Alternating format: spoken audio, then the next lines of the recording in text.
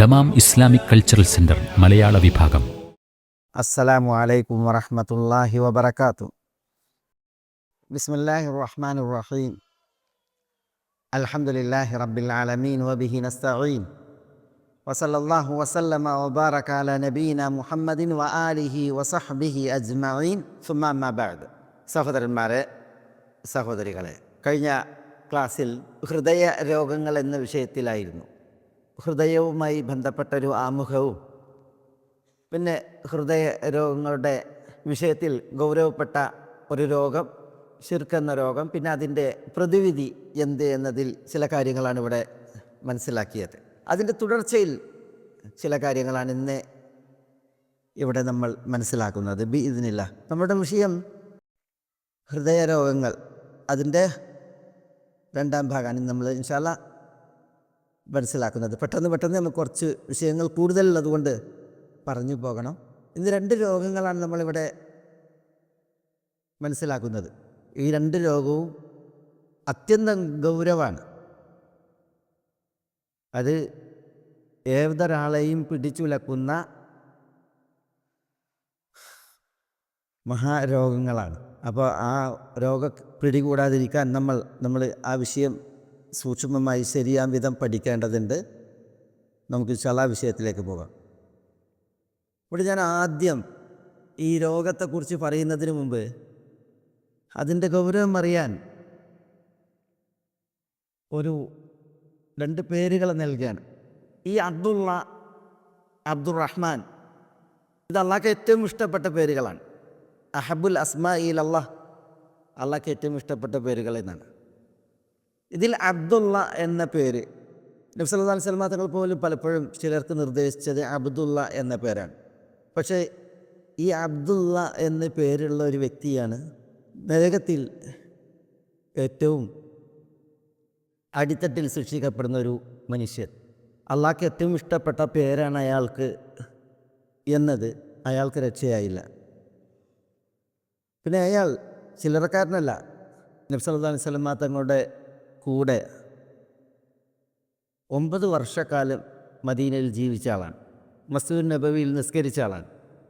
പല യാത്രയിലും നബി സല്ലല്ലാഹു അലൈഹി വസല്ലം തങ്ങളുടെ സഹയാത്രികനാണ്. യുദ്ധത്തിൽ പോലും സംബന്ധിച്ച ആളാണ്.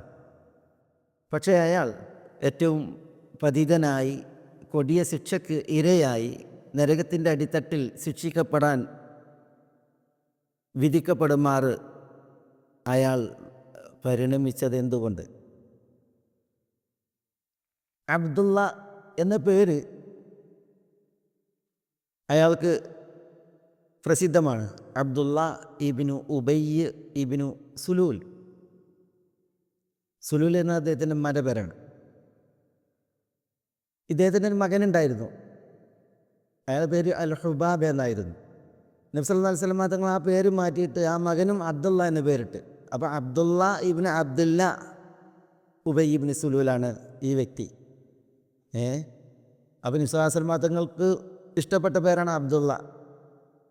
അതറിഞ്ഞുകൊണ്ടാണ് 612 സഹാബികൾ അബ്ദുള്ള എന്ന പേരുള്ളവരായിരുന്നു. നമ്മൾ ചരിത്ര ഗ്രന്ഥങ്ങൾ പരിശോധിക്കുമ്പോൾ സഹാബികളുടെ പേരുകളെ മനസ്സിലാക്കുമ്പോൾ, കാരണം അള്ളാഹ്ക്ക് ഇഷ്ടപ്പെട്ട പേരായത് കാരണത്താലാണ് അത്രയും സഹാബികൾ അങ്ങനെ നാമകരണം ചെയ്യപ്പെട്ടത്. ഏതായാലും ഈ ഒരു പതിതാവസ്ഥ ഈ മനുഷ്യന് നേടിക്കൊടുത്തത് എന്താണ്? അതാണ് നമ്മുടെ വിഷയം. അതിൽ മറ്റൊരു കാര്യം, ഒരിക്കൽ വിശുദ്ധ മദീനയിൽ ഒരു മരണം നടന്നു. ഒരു വ്യക്തി മരിച്ചു. ആ വ്യക്തി മരിച്ചപ്പോൾ ഹുദൈഫ റളിയല്ലാഹു തആല അൻഹു അദ്ദേഹത്തിന് മയ്യത്ത് നിസ്കരിച്ചില്ല, മാറി നിന്നു. ഹുദൈഫ റളിയല്ലാഹു തആല അൻഹു ജനാസ നിസ്കരിക്കാതെ തെറ്റി നിന്നപ്പോൾ, മാറി നിന്നപ്പോൾ അതൊരു ചോദ്യചിഹ്നമായി ഈ നിസ്കരിക്കപ്പെടാൻ പോകുന്ന വ്യക്തിയുടെ വിഷയത്തിൽ. കാരണം എന്തുകൊണ്ടാണ് ഹുദൈഫ റളിയല്ലാഹു തആല അൻഹു മയ്യത്ത് നിസ്കരിക്കാതെ മാറി നിന്ന് തെറ്റി നിന്നത്? എന്തുകൊണ്ടാണ്?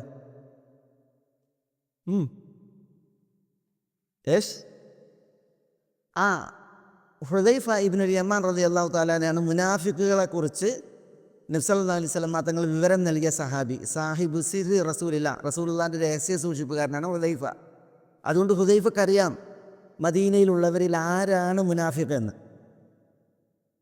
അതുകൊണ്ട് തന്നെ ഹുദൈഫ മാറി നിന്നിട്ടുണ്ടെങ്കിൽ ആളുകൾ പറയും ഇത് നബി സല്ലല്ലാഹു അലൈഹി വസല്ലം തങ്ങൾ പറഞ്ഞു കൊടുത്ത മുനാഫിഖാണ് എന്നുള്ളത്.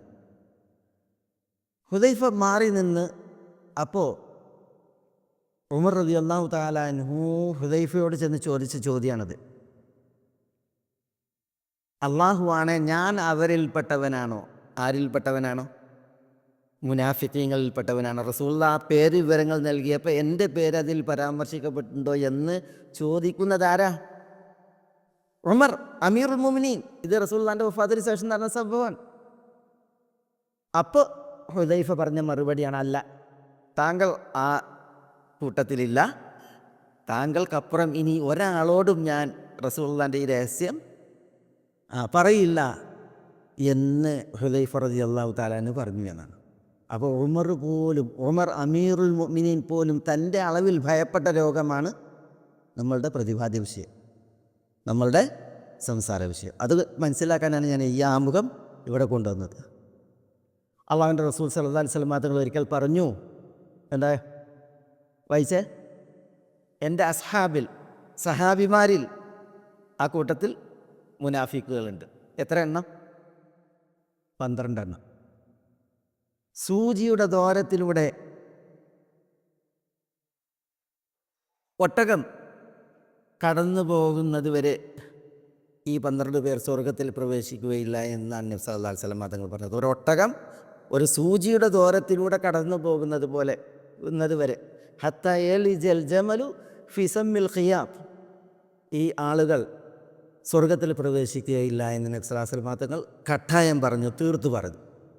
അപ്പം ആലോചിച്ച് നോക്കൂ നിങ്ങൾ, നമ്മൾ കേൾക്കാൻ പോകുന്ന വിഷയത്തിൻ്റെ ഗൗരവം അത് മനസ്സിലാക്കാനാണ് ഞാൻ ഈ ഒരു വിഷയവും ഇവിടെ ഉണർത്തിയത്. തീർന്നില്ല.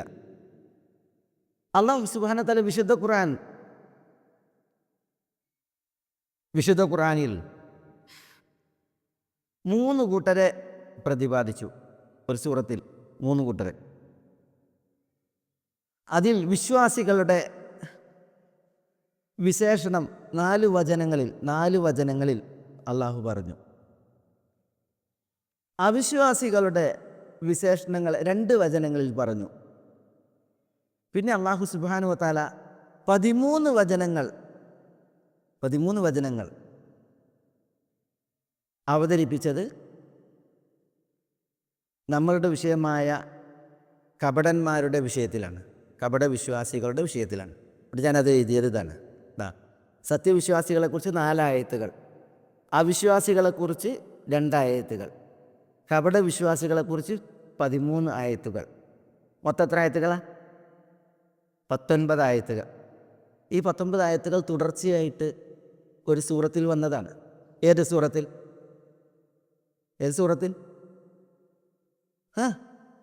സൂറത്തുൽ ബഖറയിൽ. സൂറത്തുൽ ബഖറ വിശുദ്ധ മദീനയിൽ അവതീർണമായ ആദ്യത്തെ സൂറത്താണ്. അതുകൊണ്ട് മദീനക്കാരെ വിളിച്ചിരുന്നത് യാ അഹ്ല സൂറത്തുൽ ബഖറ എന്നാണ്. സൂറത്തുൽ ബഖറയുടെ വാക്താക്കളെ എന്നാണ് മദീനക്കാരെ വിളിച്ചിരുന്നത്. കാരണം അവരിലാണ് ആദ്യമായിട്ട് ഈ സൂറത്തുൽ ബഖറ അവതീർണമാകുന്നത്. സൂറത്തുൽ ബഖറയുടെ തുടക്കത്തിൽ അലിഫ് ലാം മീം ദാലികൽ കിതാബു ലാ റൈബ ഫീഹി ഹുദൽ ലിൽ മുത്തഖീൻ അല്ലദീന യുഅ്മിനൂന ബിൽ ഗൈബ് എന്ന് തുടങ്ങിയിട്ട് 4 വചനങ്ങൾ അത് വിശ്വാസികളുടെ വിശേഷണങ്ങൾ പറഞ്ഞിട്ടാണ്. പിന്നെ 2 വചനങ്ങൾ അൽ മുഫ്ലിഹൂൻ ഇന്നല്ലദീന കഫറു, 2 വചനങ്ങൾ അത് അവിശ്വാസികളുടെ വിഷയത്തിലാണ്. പിന്നെ 13 വചനങ്ങൾ തുടർച്ചയായിട്ട് ഇറങ്ങിയത് കപടവിശ്വാസികളുടെ വിഷയത്തിലാണ്. അല്ലാഹു സുബ്ഹാനഹു വ തആല ഇത്രയധികം വചനങ്ങൾ ഈ 3 കൂട്ടർ ലോകത്തന്ന് ഈ 3 കൂട്ടരാണ്, മക്കയിലും മദീനയിലും. 13 വചനങ്ങൾ കപടവിശ്വാസികളുടെ തനി നിറവും അവരുടെ ഉള്ളും പുറവും വ്യക്തമാക്കിയിട്ട് ഇറക്കിയിട്ടുണ്ട് എങ്കിൽ ഈ ഒരു വിഭാഗത്തിൻ്റെ കെടുതികൾ, അപകടങ്ങൾ, വിഷയത്തിൻ്റെ ഗൗരവം അതാണത് അറിയിക്കുന്നത്. അതുകൊണ്ടാണ് ഇമാം ഇബ്നുൽ ഖയ്യിം പറഞ്ഞത്, എന്തുകൊണ്ടാണ് അവർ ഇത്ര വചനങ്ങൾ കൊണ്ട് വിശേഷിക്കപ്പെട്ടത്, അവർ പരാമർശിക്കപ്പെട്ടത്? ഇബ്നുൽ ഖയ്യിം പറയാണ്, ഇസ്ലാമിൻ്റെ എത്രയെത്ര കോട്ടകളെയാണ് അവർ തകർത്തത്. കപട വിശ്വാസികൾ, മുനാഫികൾ ഇസ്ലാമിൻ്റെ മേൽക്കുപ്പായിട്ട്, ഇസ്ലാമിൻ്റെ താടി വച്ച്, ഇസ്ലാമിൻ്റെ ശിരവസ്ത്രം ധരിച്ച്, ഇസ്ലാമിൻ്റെ എല്ലാം പുറമെ ചമഞ്ഞ് മുസ്ലിമീങ്ങൾക്കിടയിൽ സഫുകളിൽ, അണികളിൽ, വേദികളിൽ ഇവരുണ്ട്. എന്നിട്ട് ഇതിനകത്തിരുന്നിട്ടാണ് അവർ ഇസ്ലാമിൻ്റെ എത്രയെത്ര കോട്ടകളെ തകർത്തു, ഇസ്ലാമിക സൗധത്തിൻ്റെ എത്രയെത്ര അടിത്തറകളെ മാന്തുകയും പൊളിക്കുകയും ചെയ്തു. അവർ ഇസ്ലാമിൻ്റെ എത്രയെത്ര ചിഹ്നങ്ങളെ തമസ്കരിച്ചു. ഉയർത്തപ്പെട്ട എത്രയെത്ര ഇസ്ലാമിക പതാകകൾ അവർ ചവിട്ടിമെതിച്ചു. ഇസ്ലാമാകുന്ന മഹാവൃക്ഷത്തെ മറിച്ചിടാൻ അതിൻ്റെ വേരുകളിൽ അവർ എത്രയെത്ര ആഞ്ഞുകൊത്തി എന്നാണ് ഇബ്നുൽ ഖയ്യിം ചോദിക്കുന്നത്. അതുകൊണ്ടാണ് അവിശ്വാസികളെപ്പോലും വിശേഷിപ്പിക്കാൻ 2 വചനം ഇറക്കിയപ്പോൾ അല്ലാഹു സുബ്ഹാനഹു വ തആല കപട വിശ്വാസികളെ 13 വചനങ്ങൾ ഇറക്കിയിട്ട് അവരുടെ തനി നിറം അല്ലാഹു സുബ്ഹാനഹു വ തആല വ്യക്തമാക്കിയത്. അപ്പോൾ നമ്മൾ ഇന്ന് പഠിക്കാൻ പോകുന്ന വിഷയം ഇത്ര ഗൗരവപ്പെട്ടൊരു വിഷയമാണ്. തുടക്കത്തിൽ ആദ്യം ആ വിഷയത്തിൻ്റെ പേരാണ് എന്ത്? നിഫാഖ്, കാപട്യം. നമുക്ക് അതിൻ്റെ ആശയം ആദ്യം എന്താണ് ഈ നിഫാഖ്, മുനാഫിഖ്, അതറിയാൻ ഈ പദം തന്നെ വന്നത് നോക്കി നിങ്ങൾ. നഫഖിൻ്റെ അർത്ഥം എന്താ? തുരങ്കാണ്. തുരങ്കം ഉള്ളുപൊള്ളയാണ്. തുരങ്കം ഒരിടത്തുനിന്ന് പ്രവേശിച്ച് മറ്റൊരിടത്ത് തല പൊന്താൻ പറ്റിയ രീതിയാണ് അല്ലേ? ഒരിടത്ത് പ്രവേശിച്ച് മറ്റൊരിടത്ത് പൊന്താൻ പറ്റിയ, തല പൊക്കാൻ പറ്റിയ രീതിയാണ്. അതുകൊണ്ട് അതിനാണ് നഫഖ് എന്ന് പറയാം. നമ്മൾ റോട്ടിലൂടെ ഇങ്ങനെ പോകുമ്പോൾ എഴുതി വെച്ചിട്ടുണ്ടാവും, അന്നഫഖു അമാമക്, നിൻ്റെ മുന്നിൽ നഫഖ് വരാനിരിക്കുന്നു. ടണൽ അല്ലേ? അതിൽ നിന്നാണ് നിഫാഖ്. തീർന്നില്ല. ഈ സംഗതി എന്താ? ജുഹറു ദുബ്ബി വലിയ അർബൂഴാണ്. ഉടുമ്പിൻ്റെയും പെരിച്ചായിയുടെയും മാളത്തിന് അന്നഫഖ് എന്ന് പറയാം. അന്നഫഖ എന്ന് പറയും. ഇതിൻ്റെ പ്രത്യേകത ഇതാണ്. ഒന്ന് ഉള്ളു പൊള്ളയാണ്, മാളാണ്. പിന്നെ ഇതേപോലെ ഓരോരുത്തർ കയറി മറ്റൊരിടത്ത് കൂടി ഇറങ്ങാൻ തരപ്പെടുത്ത രീതിയിലായിരിക്കും അത് നിർമ്മിക്കപ്പെട്ടിട്ടുണ്ടാകുക. മനസ്സിലായില്ലേ? നിഫാഖ് ഇസ്ലാമിലും എന്താ അതിൻ്റെ ഇതാണ്. ഒരു വഴിയെ ഇസ്ലാമിൽ പ്രവേശിക്കുക, മറ്റൊരു വഴിയെ ഇസ്ലാമിൽ നിന്ന് പുറത്തു പോവുക. ഇതാണ് നിഫാഖിൻ്റെ നിർവചനം. തീർന്നില്ല. ചിലർ പറഞ്ഞത് ഇതാണ്, നന്മ പ്രകടിപ്പിക്കുക, തിന്മ പരോക്ഷാക്കുക. പുറമേക്ക് നന്മ, ഉള്ളിലോ തിന്മ. ഇതാണ് നിഫാഖ്. ചിലർ ഇതിനെ പ്രതിപാദിച്ചപ്പോൾ എനിക്ക് തോന്നുന്നത് തബഈ പണ്ഡിതന്മാരിൽ അല്ലെങ്കിൽ പിൽക്കാലക്കാരിൽ ഇബ്നു ജുറൈജ് എന്നവരുടെ ഒരു വിലയിരുത്തലാണ്. അദ്ദേഹം പറയാണ്, മുനാഫിക്കിൻ്റെ എതിരായിരിക്കുന്നതാണ്. എന്നോട് എതിരായിരിക്കും? മുനാഫിക്കിൻ്റെ വാക്ക് പ്രവൃത്തിയോടും എതിരായിരിക്കും. മുനാഫിക്കിൻ്റെ രഹസ്യം പരസ്യത്തോട് എതിരായിരിക്കും. മുനാഫിക്കിൻ്റെ ആഗമനം ബഹിർഗമനത്തോട് എതിരായിരിക്കും. വന്ന മൂന്നായിട്ടല്ല തിരിച്ചു പോവുക. വന്ന കോലത്തിലും ചെയ്യലായിരിക്കില്ല പുറത്തു പോവുക. അതൊക്കെ വ്യത്യസ്തമായിരിക്കും. പിന്നെ മുനാഫിക്കിൻ്റെ സാന്നിധ്യം അസാന്നിധ്യത്തോട് എതിരായിരിക്കും. മുനാഫിക്ക് ഇവിടെ ഒരു മട്ടിലും ഭാവത്തിലുമാണ് എങ്കിൽ ഇവിടുന്ന് ഇറങ്ങിയാൽ മറ്റൊരു മട്ടിലും ഭാവത്തിലായിരിക്കും മുനാഫിക്. മുസ്ലിമീങ്ങൾക്കിടയിൽ ഇസ്ലാമിൽ ഒരു ഭാവം, ശത്രുക്കളുടെ പക്ഷത്ത് മറ്റൊരു ഭാവം. ഇതാണ് നിഫാഖ്. ചില പണ്ഡിതന്മാർ ഇങ്ങനെയാണ് നിഫാഖിനെ വിശദീകരിച്ചത്.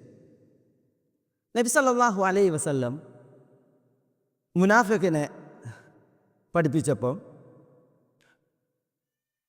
കൃത്യമായിട്ട് വായിക്കാൻ പറ്റിയ അളവുകോലുകളാണ് നിരത്തിയത്. ഏ ഒരാൾ പൂർണ്ണമായി 100% മുനാഫിഖ് എന്ന് മനസ്സിലാക്കാനുള്ള അടയാളങ്ങൾ എന്ത്, യോഗ്യതകൾ എന്ത്? പിന്നെ നിഫാഖിൻ്റെ നിഴലേറ്റ് അല്ലെങ്കിൽ അതിൻ്റെ പൊടിയേറ്റ് പിന്നെ അല്ലെങ്കിൽ അതിൻ്റെ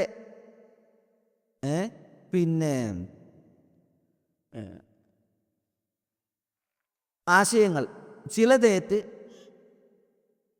100% മുനാഫിക് അല്ല, പക്ഷേ മുനാഫിക്കിൻ്റെ ചില ലക്ഷണങ്ങൾ പേറി ഉള്ള ആളുകളെ അതും മനസ്സിലാക്കാൻ നബി സല്ലല്ലാഹു അലൈഹി വസല്ലം തങ്ങൾ ഇവിടെ നമുക്ക് നല്ലൊരു വിവരണം നൽകിയത്. ഇതൊന്ന് വായിച്ചേ. 4 കാര്യങ്ങൾ കൽബിലുള്ളവൻ കറകളഞ്ഞ മുനാഫിക്കാകുന്നു. കറകളഞ്ഞത്. അവൻ നോമ്പെടുത്താലും നിസ്കരിച്ചാലും മുസ്ലിമാണെന്ന് ജൽപ്പിച്ചാലും, നോമ്പെടുത്ത് നിസ്കരിച്ച് ഞാൻ മുസ്ലിമാണെന്ന് പറഞ്ഞാലും 4 കാര്യങ്ങളുണ്ടോ അവൻ മുനാഫിക്കാണ്. മുനാഫിക്കൻ ഖാലിസൻ, കറകളഞ്ഞ മുനാഫിക്കെന്നാണ്. എന്നിട്ട് പറയണേ, അവയിൽ ഒരു കാര്യം ഉള്ളവനിൽ അത് ഒഴിവാക്കുന്നത് വരെ നിഫാഖിൻ്റെ ഒരു സ്വഭാവം ഉണ്ടായിരിക്കുന്നതാണ്. 4 കൂടി കൂടിയ പറ്റ കെട്ടും, ചിലതുണ്ടെങ്കിലോ അതിനനുസരിച്ച് കെട്ടും. അതാണ് നബി സല്ലല്ലാഹു അലൈഹി വസല്ലം തങ്ങൾ പറഞ്ഞത് 4 കാര്യങ്ങൾ. നിസ്കരിച്ചാലും ശരി, നോമ്പെടുത്താലും ശരി. അപ്പം നമുക്ക് ആ 4 കാര്യങ്ങൾ എന്താണെന്ന് നോക്കാം. ഇതൊക്കെ നമ്മൾ കേട്ടു പോകുമ്പോൾ മദീനയിൽ അന്ന് നബി സല്ലല്ലാഹു അലൈഹി വസല്ലം തങ്ങളുടെ ഓരം പാർത്ത് അബ്ദുല്ലാഹ് ഇബ്നു ഉബയ്യ് ഇബ്നു സലൂലിൻ്റെ കൂടെ പരിലസിച്ചിരുന്ന ജൂതന്മാരുടെ അടുക്കൽ ഒറ്റുകാരായിരുന്ന ഒരു വിഭാഗത്തെ മാത്രമല്ല നമ്മൾ വായിക്കേണ്ടത്. പിന്നെ ഇതിലൊക്കെ നമ്മൾ ഉണ്ടോ എന്നുള്ളത് നമ്മൾ ഗൗരവത്തിൽ ശ്രദ്ധിക്കേണ്ടതുണ്ട്. കാരണം നമ്മളുടെ ജീവിതവുമായി ബന്ധപ്പെടുന്നതായ വിഷയങ്ങളാണ് ഞാൻ ഇതിലേക്ക് കൂടുതൽ കൊണ്ടുവരുന്നത്. അന്നത്തെ ചരിത്രത്തിലേക്ക് നമ്മൾ കൂടുതൽ പോകുന്നില്ല.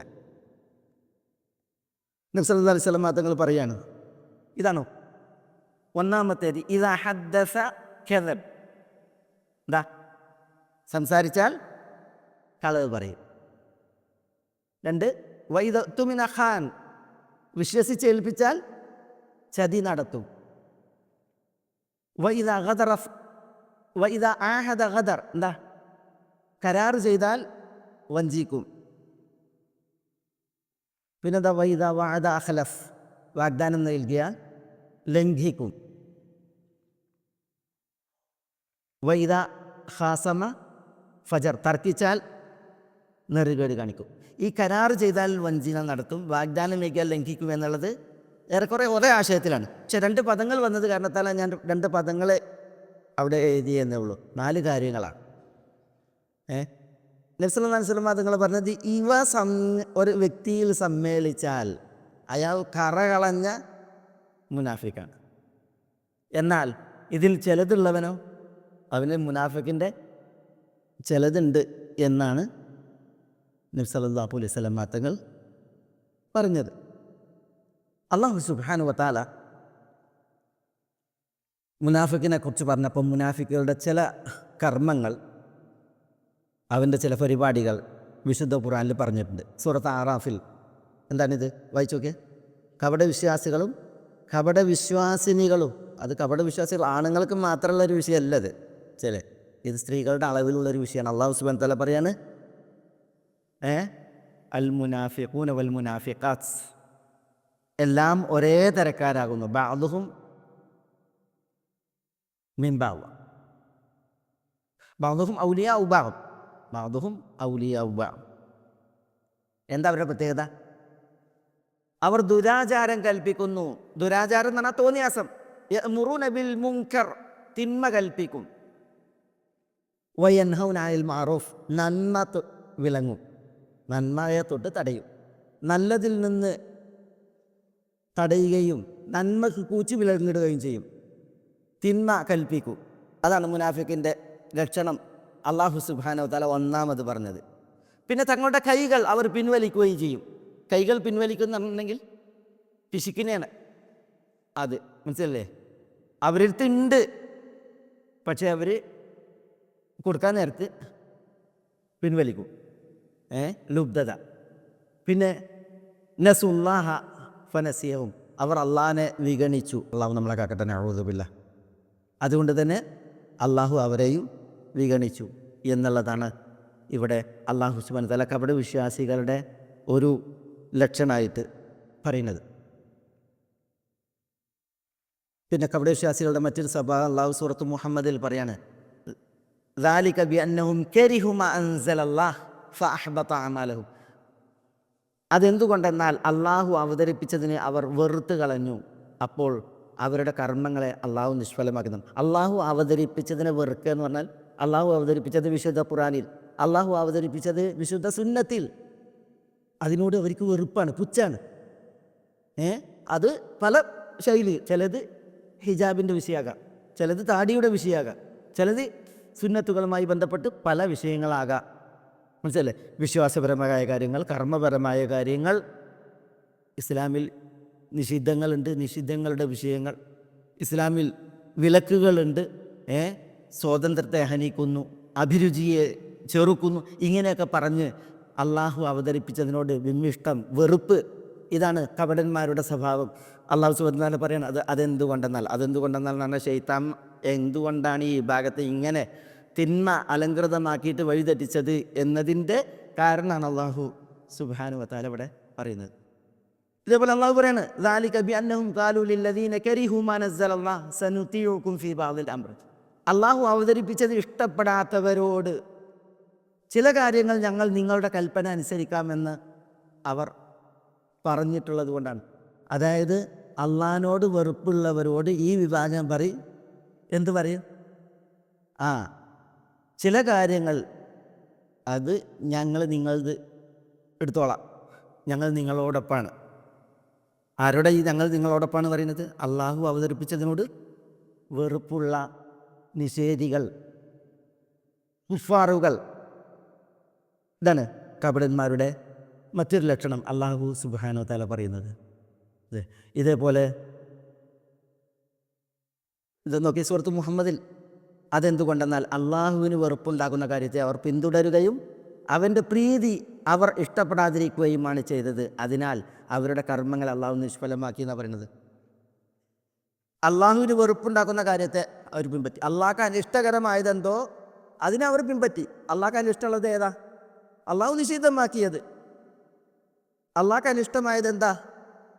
അള്ളാഹു സുബ്ഹാനഹു വ തആല ചെയ്യരുത്, അടുക്കരുത് എന്ന് പറഞ്ഞ പാപങ്ങൾ, കുറ്റകൃത്യങ്ങൾ, അത് അവർ പിന്തുടരുന്നു. അതാണ് കപടന്മാരുടെ സ്വഭാവം. ഒരു ചരിത്രം ഈ വിഷയത്തിൽ നമുക്ക് മനസ്സിലാക്കാനുണ്ട്. ഇതിലേക്ക് നമുക്ക് വരാം.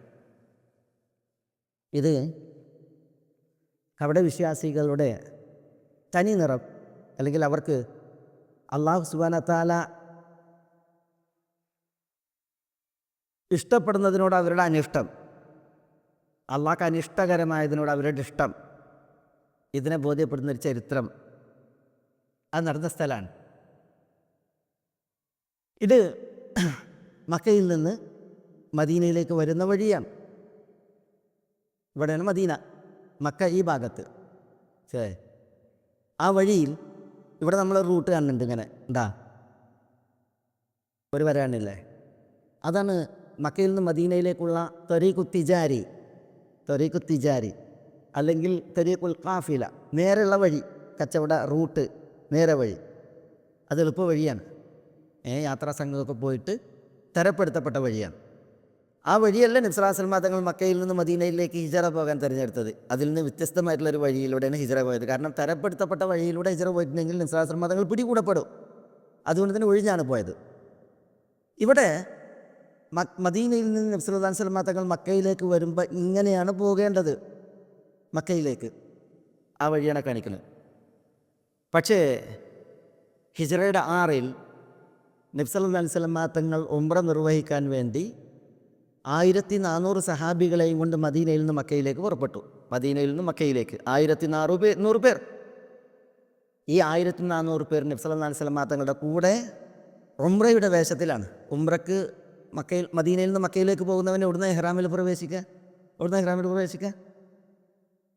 മദീനയോടടുത്ത് 10 കിലോമീറ്റർ മദീനയിൽ നിന്ന് അകലെയുള്ള ദുൽഹുലൈഫ അബയാർ അലിയിൽ നിന്നാണ് ഇഹ്റാമിൽ പ്രവേശിക്കുക. അപ്പോൾ എല്ലാവരും ഇവിടെ എത്തിയപ്പോൾ ഇഹ്റാമിൻ്റെ വേഷത്തിലാണ്. ഇഹ്റാമിൻ്റെ വേഷത്തിൽ നബി സല്ലല്ലാഹു അലൈഹി വസല്ലം തങ്ങൾ അവരോട് പറഞ്ഞിരുന്നു, ലതദ്ഖുലുന്നൽ മസ്ജിദൽ ഹറാമ ഇൻഷാ അല്ലാഹു ആമിനീൻ, നിങ്ങളെല്ലാവരും നിർഭയരായിട്ട് മസ്ജിദുൽ ഹറാമിൽ പ്രവേശിക്കും എന്ന്. ഉംറ ചെയ്യാനാണ് പോണത് എന്നുള്ളത്. അപ്പോൾ അതുകൊണ്ട് തന്നെ നബി സല്ലല്ലാഹു അലൈഹി വസല്ലം തങ്ങളുടെ കൂടെയുള്ള 1400 പേരും വലിയ പ്രതീക്ഷയിലാണ്. എന്താ പ്രതീക്ഷ? അവർക്ക് മക്കയിൽ പ്രവേശിക്കാം, ഉംറ ചെയ്യാം. ഈ 1400 പേരിൽ വലിയ ഒരളവ് മുഹാജിറുകളാണ്. അപ്പോൾ അവർക്ക് മക്കയിലേക്ക് പ്രവേശിക്കാൻ ഹിജ്റയുടെ 6 അനുവാദം കിട്ടുമ്പോൾ അവർക്ക് ഉംറ ചെയ്യാനൊരു ചാൻസ് മാത്രമല്ല അവർ കാണുന്നത്. പിന്നെന്താ അവർ കാണുന്നത്? പറഞ്ഞേ. മുഹാജിറുകളുടെ ശേഷക്കാർ മക്കത്തുണ്ട്, അവരുടെ ശേഷിപ്പുകൾ മക്കത്തുണ്ട്, അവരുടെ വീടും പരിസരങ്ങൾ അവിടെ ഉണ്ട്. അവർ കുരുന്നു മുതൽ ഹിജ്റ പോകുന്നത് വരെ അവർ കഴിച്ചുകൂട്ടിയ അവരുടെ നാടാണ്. അവിടെയാണ് ഹറം, അവിടെയാണ് കഅബ, അവിടെയാണ് സംസം, അവിടെയാണ് സഫയും മർവയും. അപ്പോൾ എത്ര ഉദ്വേഗം, എത്ര താല്പര്യം, ജിജ്ഞാസ, അത് പേറിയാണ് അവർ വരുന്നത്. എവിടേക്ക്? മക്കയിലേക്ക്. അത് യുദ്ധവേഷത്തിലല്ല, ഉംറയുടെ വേഷത്തിൽ. പക്ഷേ ഇവിടെ എത്തിയപ്പോൾ, ഈ ഭാഗത്തേക്ക് എത്തിയപ്പോൾ മദീനയിൽ നേരെ പോന്നു. മക്കയോട് അടുത്തെത്തിയപ്പോൾ കണ്ടോ, ഇതാണ് അവരുടെ വഴി, റൂട്ട്. പക്ഷേ ഈ റൂട്ടിലൂടെ മുന്നോട്ട് പോകാൻ പറ്റില്ല. കാരണം എന്താ?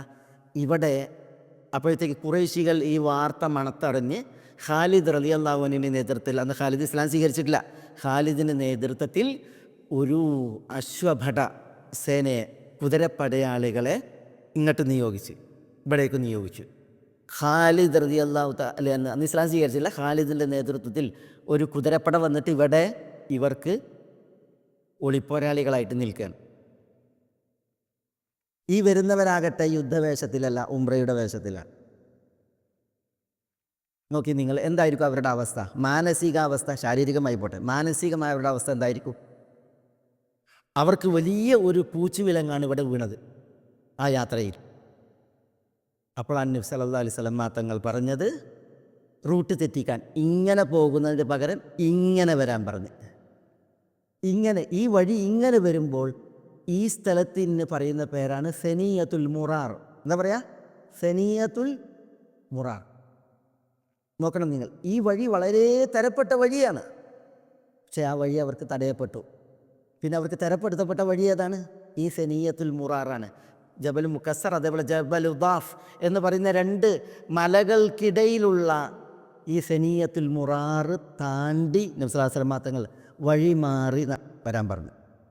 അത് പറഞ്ഞപ്പോൾ റസൂലുള്ളാഹി സ്വല്ലല്ലാഹു അലൈഹി വസല്ലം തങ്ങൾ അവരോട് പറഞ്ഞത്, മൈ യസ്അദു സനിയത്തുൽ മുറാർ ഫഇന്നഹു യുഹത്തു അൻഹു മാ ഹത്ത അൻ ബനി ഇസ്രായീൽ എന്നാണ്. ആരാണോ ഈ സനിയത്തുൽ മുറാറിനെ താണ്ടി കടക്കുന്നത്, ആരാണ് താണ്ടി കിടക്കുന്നത്, അവന് ബനൂ ഇസ്രായേലിയർക്ക് അല്ലാഹു സുബ്ഹാനഹു വ തആല പുറത്തു കൊടുത്ത് അത്ര പുറത്തു കൊടുക്കുമെന്ന് പറഞ്ഞു. വലിയ ഓഫറാണ് പറഞ്ഞത്. ആരാണോ ഈ സനിയത്തുൽ മുറാറിനെ താണ്ടി കിടക്കുന്നത്, അയാൾക്ക് ഇസ്രായേലിയർക്ക് പൊറുക്കപ്പെട്ട അത്ര അല്ലാഹു സുബ്ഹാനഹു വ തആല പുറത്തു കൊടുക്കുമെന്ന് നബി സല്ലല്ലാഹു അലൈഹി വസല്ലം തങ്ങൾ പറയേണ്ടായി. എന്തുകൊണ്ട്? ഇതാണ് സനിയത്തുൽ മുറാർ. കേട്ടാ, ഈ വഴിയുണ്ട, ഒന്നാലോചിച്ച് നോക്കി. ഇത് താണ്ടി കിടക്കുക എന്ന് പറഞ്ഞാൽ എത്ര സാഹസമാണ്.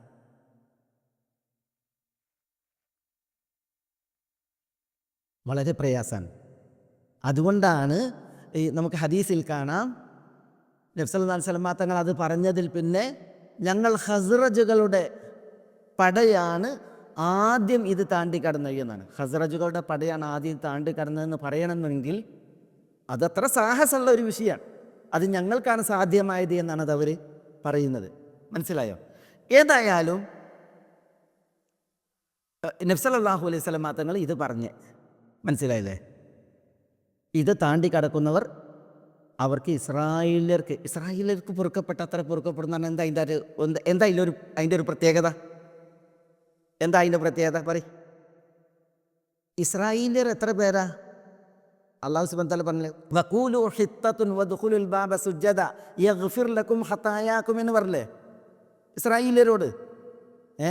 വിശുദ്ധ ഭൂമിയുടെ കവാടം അവരോട് കടക്കാൻ പറഞ്ഞു. അവരോട് ഹിത്തത്തുൻ ഞങ്ങൾക്ക് പൊറുക്കണമേ എന്ന് ദുആയിരക്കാൻ പറഞ്ഞു. യഗ്ഫിർ ലക്കും ഖതായാക്കും നിങ്ങളുടെ തെറ്റുകൾ പുറത്തു തരുമെന്ന് അല്ലാഹു പറഞ്ഞില്ലേ ഇസ്രായേലിയരോട്. എത്ര എണ്ണം ഇസ്രായേലിയരുണ്ട്? 6 ലക്ഷത്തോളം ഇസ്രായേലിയരാ. 6 ലക്ഷം അവർക്ക് കൊടുത്തത്ര പൊറുക്കുമെന്നാണ് പറയുന്നത്. അപ്പം ഈ യാത്ര എത്ര സാഹസം അതാണ്. പക്ഷേ നബി സല്ലല്ലാഹു അലൈഹി വസല്ലം തങ്ങളുടെ അടുക്കലുള്ള സഹാബികളെല്ലാവരും അത് താണ്ടി കടന്നു. റസൂലുള്ളാഹി സ്വല്ലല്ലാഹു അലൈഹി വസല്ലം തങ്ങൾ പറഞ്ഞപ്പോൾ നോക്കട്ടെ, നിങ്ങൾ മക്കയിലേക്ക് ഏറെ പൂതി വെച്ച് പോവുകയാണ്.